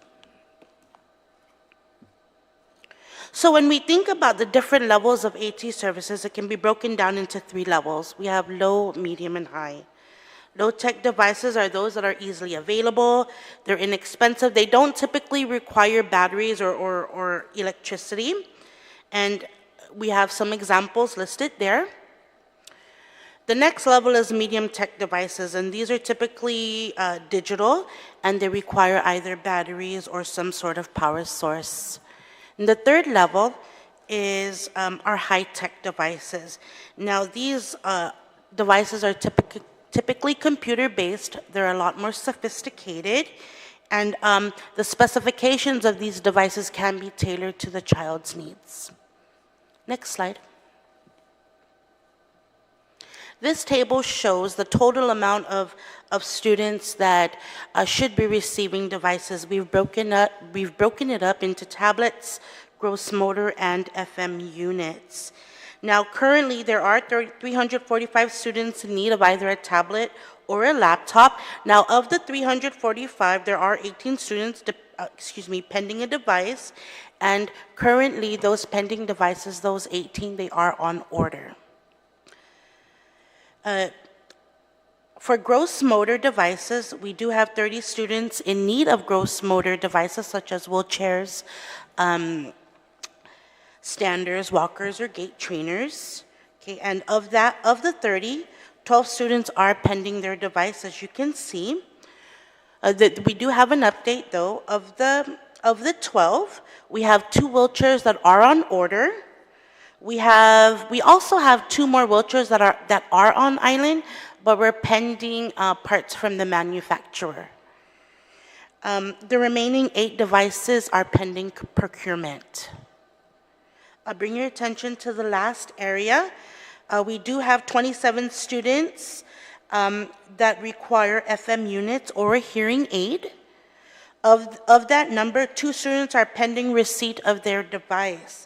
Now, we are happy, the Division of Special Education is happy to announce that we recently received 33 FM units and mics. Now, these devices need to be calibrated, and they will be distributed to all students in need of the device. Thank you. Ma'am, can I just ask on the 8 pending wheelchairs, gait trainers, standers, walkers, because in the roundtable we did hear some very concerning testimony about had to order the wheelchair 3 times, they couldn't get it sized right. So of these 8 that we're waiting on, is this a long wait, or have these students and these families been waiting for a long time for this procurement to get through, or is this something that we're just entering into the system now?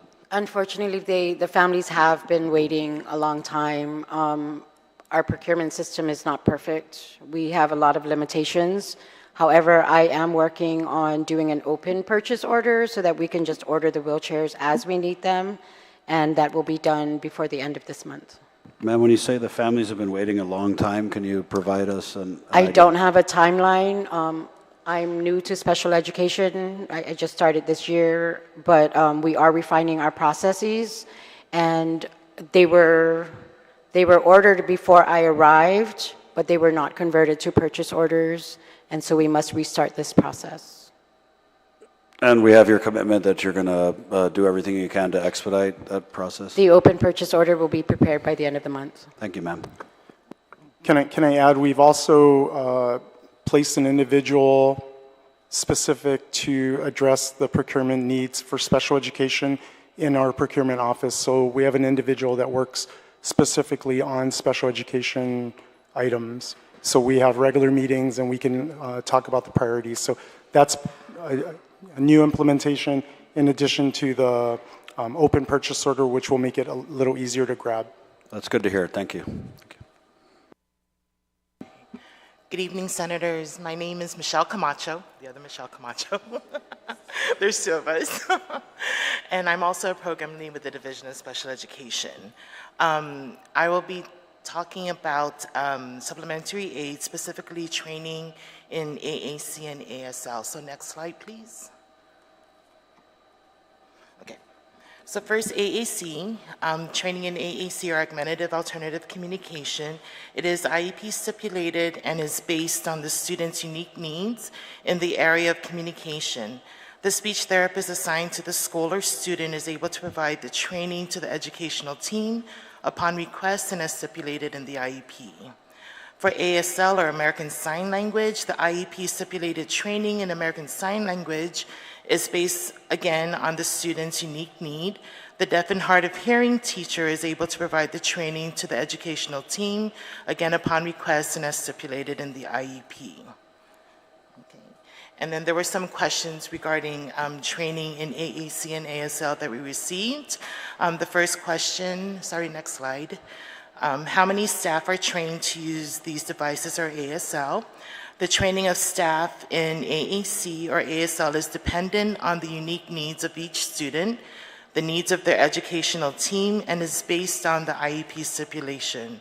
The number of trained personnel can vary based on student need and size of educational team requiring the training. So it just depends on who are working with the student and who needs the training specific to AAC and ASL. Are there opportunities for staff to learn? Yes, there are. Are staff being properly trained to use AAC devices? Yes, they are. Are we universalizing these devices? And the answer is no, because each AAC system is unique to each student and is based on their unique needs. Okay. And that's it. Hafade, my name is Brian Enriquez. I oversee paraeducator operations as well as related services. I'll be giving an update on the paraeducator status. So if we turn to the next slide. So this slide, if you look at the first graph on the top, it gives you the number of students that we currently have that have IEPs with paraeducator support written on them. So these are the number of aids that we must provide. We have a total of 380. It's broken down by level. For elementary, we have 201. For middle, it's 81. And then for high school, we have 98 students that require paraeducator supports. Of those 380 IEPs, we currently have 331 warm bodies to fill, which gives us a shortage of 49 aides. Right now, given the shortage, schools have been asked to maximize their resources, looking at their staff, and so they're currently able to manage and provide the coverage in the meantime as the division works to address this shortage. The next slide. So this is just a breakdown of the 380 students that require paraeducators based on their disability. And so if you just kind of notice there, the number that's the highest and most prevalent is the autism. And then the last slide that I'll be going over just kind of are some stats. If we can just turn to the next slide. So these are just some stats that we looked at. For many, many years now, we've noticed and seen an increase in these aids, not only as an issue for Guam, but nationwide, right? I know that you know, the whole goal of special ed is for us to promote independence, right? And you can't do that when you have an aid with the child from kinder all the way to 12th grade, right? And we see the number increasing.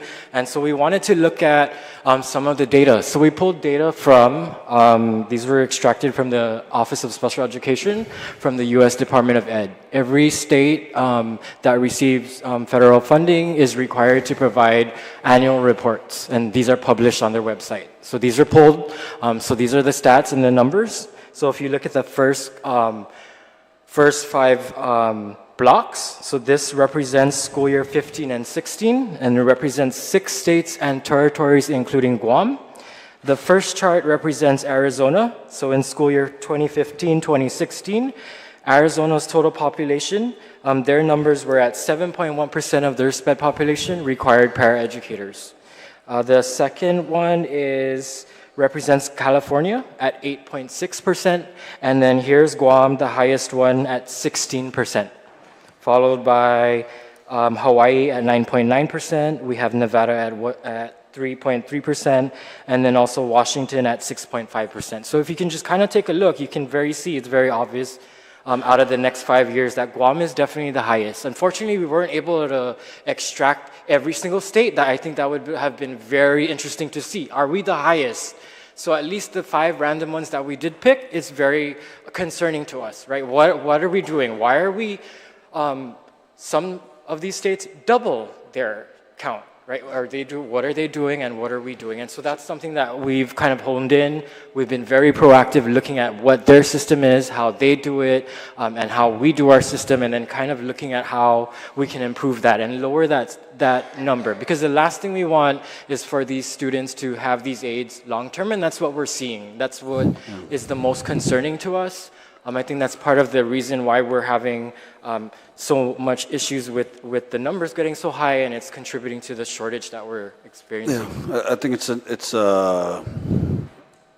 maybe difficult to hear that argument because when we're dealing with such a shortage, right? And then I received a video from a mother of a student with special needs, and she sent me 2 videos. She sent me one video of when her child had the one-to-one aid in the classroom, and the child was engaged with what was going on in the classroom. And then she sent me another video when the one-to-one aid wasn't available and the child was withdrawn and kind of like off in the corner, maybe a little isolated. And so I know that the shortage of aides has created a strain across the department. I mean, I hear from school administrators that when they don't have the one-to-one aides, they get relief from regular school aides, even teachers, and sometimes they even bring in aides from schools that are on the alternating schedule. So, you know, Mr. Somlak was saying that you have kids are going to school every other day. Well, some schools that are short are pulling the aides who may not be physically in the classroom. So, yeah, I don't know how to, when you said you looked at the numbers and you saw how alarming it was that we were, you know, our numbers were double some of these states. What did you come up with? Well, that's something that, you know, we just kind of extracted, and we're working very hard to figure that out. I know we have Mary Schillinger, who's been working with us very closely on looking at our paraeducator system. We've revamped the entire process. We've implemented new strategies. We've brought her out here. We've done training with administrators. We've done training with the teachers. So we've implemented this new process. It's still brand new. It's still being, you know, we're still teaching how to do it and how it works. And we're kind of going with seeing how it goes. I know we have some resistance and some that are opposed to it, but we feel, at least for the division, that we definitely need to do something different than what is currently being done right now. I'll tell you what I hear from paraeducators. I hear that many of them have been on this 1-year LTA thing where they've been with the GDOE for 10 years, but it's 10 years of I don't know if I have a job next year, and it's 10 years of I don't get the increment, and it's it's 10 years of maybe you're 8 years full time, and then all of a sudden you're part time. So, and I know I've had this conversation with Mr. Babauta is how do we really give these one-to-ones and these para-educators, as we're calling them, the compensation that matches the skill set that we're asking of them, right? Because we're not just, asking the average Joe or Josefa Cruz to come off the street and, hey, babysit this kid for 8 hours, right? We're asking for a specific skill set that benefits these children, right? So a couple things to address that. Number one, the fact that we're basically using paraeducators twice as much as many other entities is showing an overuse, most likely, right?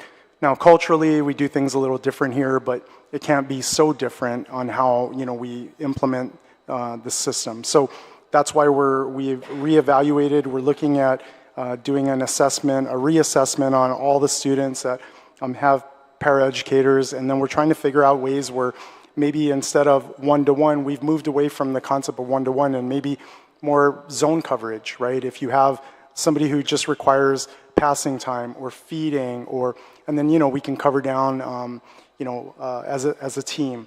So that's number one. So we're still in the process of getting all of the data and adjusting. Number two, the issue with the limited term full-time.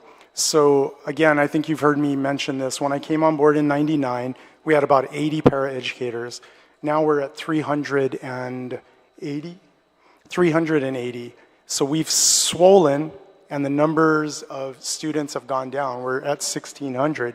So again, I think there's an expectation from both school communities, educational teams, parents. Everyone wants to feel like the kids are safe and engaged, but again, we're not sure if it's a training thing. We're not saying that the kids don't need it. We're just having to reevaluate how we're looking at this, because what ends up happening now, because we can't keep up with the workforce, we don't have people coming through the door that are applying anymore. So we're trying to maximize what we have. The budget is maxed out on the federal side, so that might be something where, at the next budget cycle, we could take a look at. And in addition, when we had that 22% increase, last year was the first time we did a 1-year limited term full-time so they could get, some benefits. But if we're looking at a position that is permanent, then we would just need to have a recurring funding source to add to that, which I know is very difficult at this point. So really, it was a fiscal question as to the limited term part-time. But we recognize that it's really hard to maintain folks if that's the kind of position that they have. So, we're looking forward to working with you on that. Thank you for that. That's very insightful, Tom. Because when I look at the dashboard and I see 1-to-1 aid and there's 45 vacancies, I got to think, oh, we're short. But then when I see GDOE doing the cross-leveling with the teachers, are you looking at a similar effort with SPED and the paraeducators? Right, it's a little more complex than that, right? Because we really need to break down the whole day in the schedule and exactly how much time that they require the para next to them. But we are working with GCC. We've had 2 meetings. Starting January, we're looking to implement the first boot camp for paraeducators. So, they have all these great programs at GCC where they're doing these mini 2, 3, 4-week programs, getting a bunch of basic training, and they've committed to allow us to have training and retraining. And that's on top of our efforts to get specific criteria for training. We're really trying to elevate the position and ensure that everyone has the same kind of training and then specialized training by student. So we're excited with that partnership with GCC. So as they were talking about some proactive efforts earlier, that's one thing we're doing. And then the other thing we're doing as we're getting it over to the teacher situation, we put out feelers, and we have 30 plus people that are interested in, we're going to be sponsoring where we pay for 6 courses, and teachers will be certified under special ed with a requirement of, working under SPED, a service requirement, and that's going to go live in January. So we've been working with the pre-service, trying to figure out ways, because we don't have an undergrad program in special ed anymore. I'm not exactly sure the backstory on that, but that's one thing. And then, I brought up to your attention before the Yamashita Teacher Corps. At one point, we were really pumping in, money to that program. So that's something else that we would hope that we could look at, in the future again. Thank you, Tom. That's really good to hear. Okay, bring us home. Sorry, Senator Brown, go ahead. Yeah. Okay, yeah, she's still letting me know she's got to help her son with the homework, so let's hurry it up here.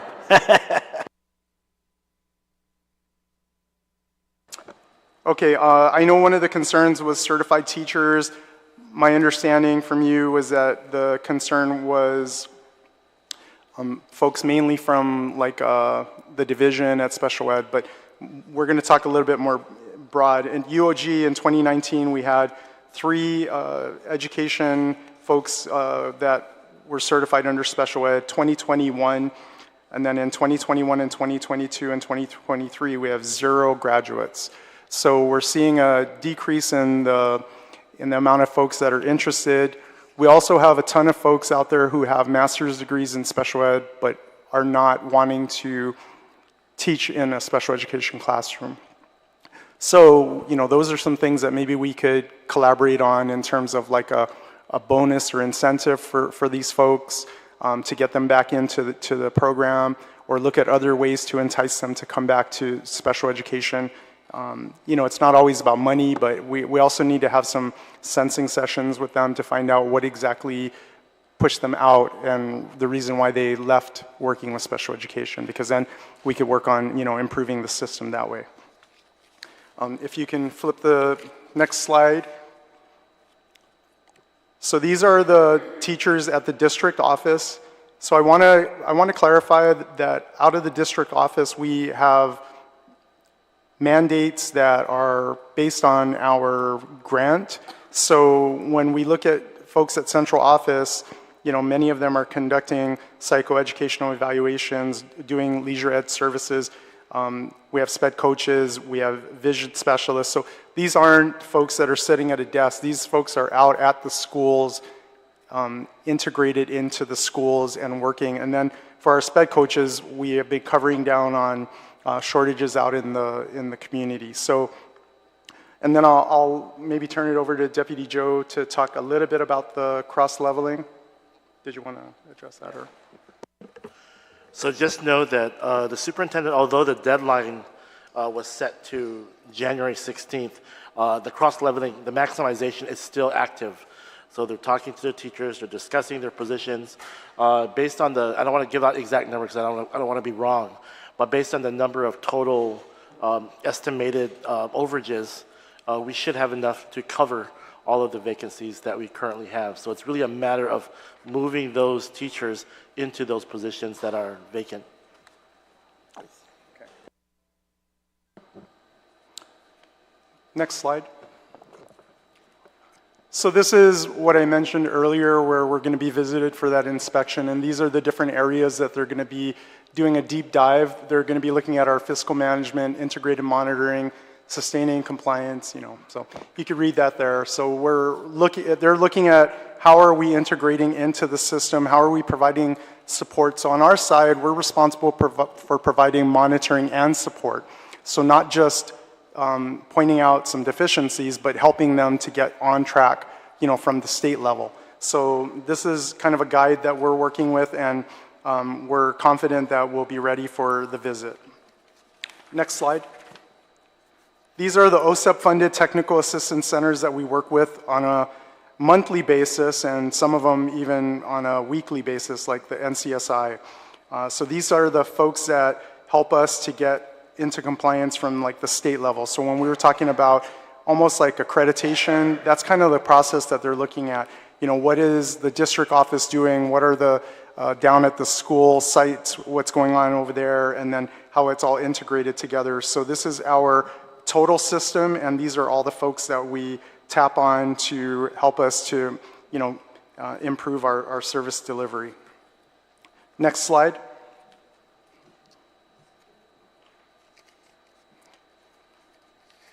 So these are the additional folks that provide technical assistance that are not funded by OSEP, but we reach back to them on a consistent basis. For instance, CADRE, the Center for Appropriate Dispute Resolution in Special Education, and we utilize CASE, the Council on Administrators of Special Education. So what we do is we put out feelers if there's something that we run into, like a problem, we have a network where we can reach back and then we can get, you know, dialogue and guidance since we're such a small system here, so they allow that. Next slide. More of the same, you know, this is kind of what we're doing to improve our system. And then next slide, current special education initiatives. So as Senator Brown, you were asking about who monitors us on the federal level. This is where we submit that SPP APR on a yearly basis, and then we're given that determination letter, and we're constantly in talks with our OSEP project officer. We also competed for a state personnel development grant and won, and so we're in year 4 of implementation of that, and we also have the differentiated monitoring and supports to address the general supervision, which I talked about earlier with the eight areas. And then we have an OSEP memo received on October 7 announcing that Guam is part of cohort 4. So I shared that with you already. Okay, next slide. If you'd like to access, you can go to this website, and it has all of the different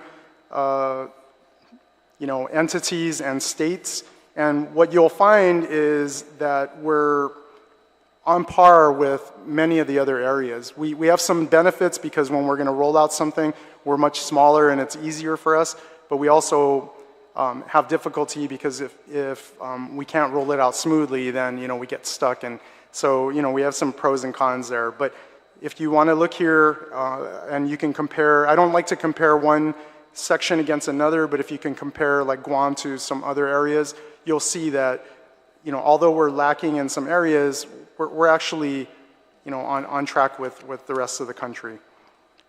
Next slide.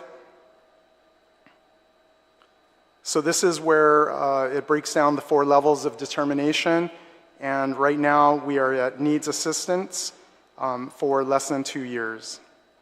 And again, I mentioned earlier that we couldn't get any higher than needs assistance because of the high risk. So we're hoping that removal of the high risk will help us to move up a little bit. And then I think in closing, we're just going to talk, we're going to talk about travel. So I'm not exactly sure, did you have a particular question about travel or just the travel that we do?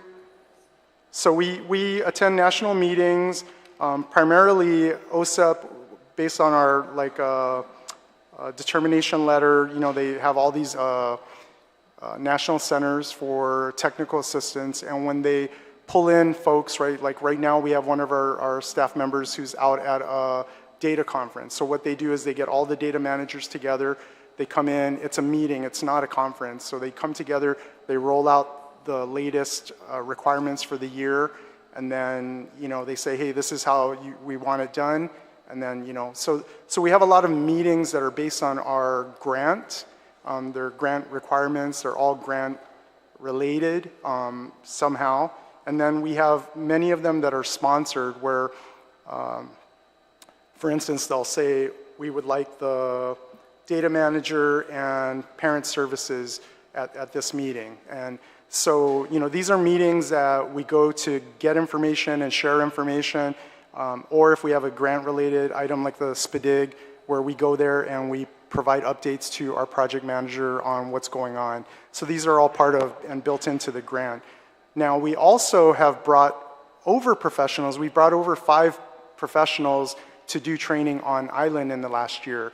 So, if it's anything that we see benefiting a bigger group, then we look at doing things like that. And one of the things that we've been working on for the last 2 years, but we've been struggling because we haven't been able to meet the timelines, is the safe crisis management. So right now, we only have a handful of trainers, and we're trying to get another group, a cadre over here, so that we could do another set of like 20 or 25. So the trainers that we have now, I'm the last of the original group, which was back in 2006. And then we have 3 additional trainers. Brian is one of them. And what we're trying to do is hopefully get one in every school, because when we first started the program, we had everyone trained, cafeteria workers, office staff, because everyone needs to be talking the same language and being able to address whatever, de-escalation that needs to happen. It's not riot control, but it's how to safely intervene, talk someone down, and then if you need to get physical, then it's a safer way to provide assistance. So did you have particular questions about the... I did have a few questions, sure. Tom, but we're going to reset our audio. It's going to take 2 minutes, and then we'll come back and finish off with the questions and adjourn the hearing. So we'll be back in just a couple minutes. Yeah.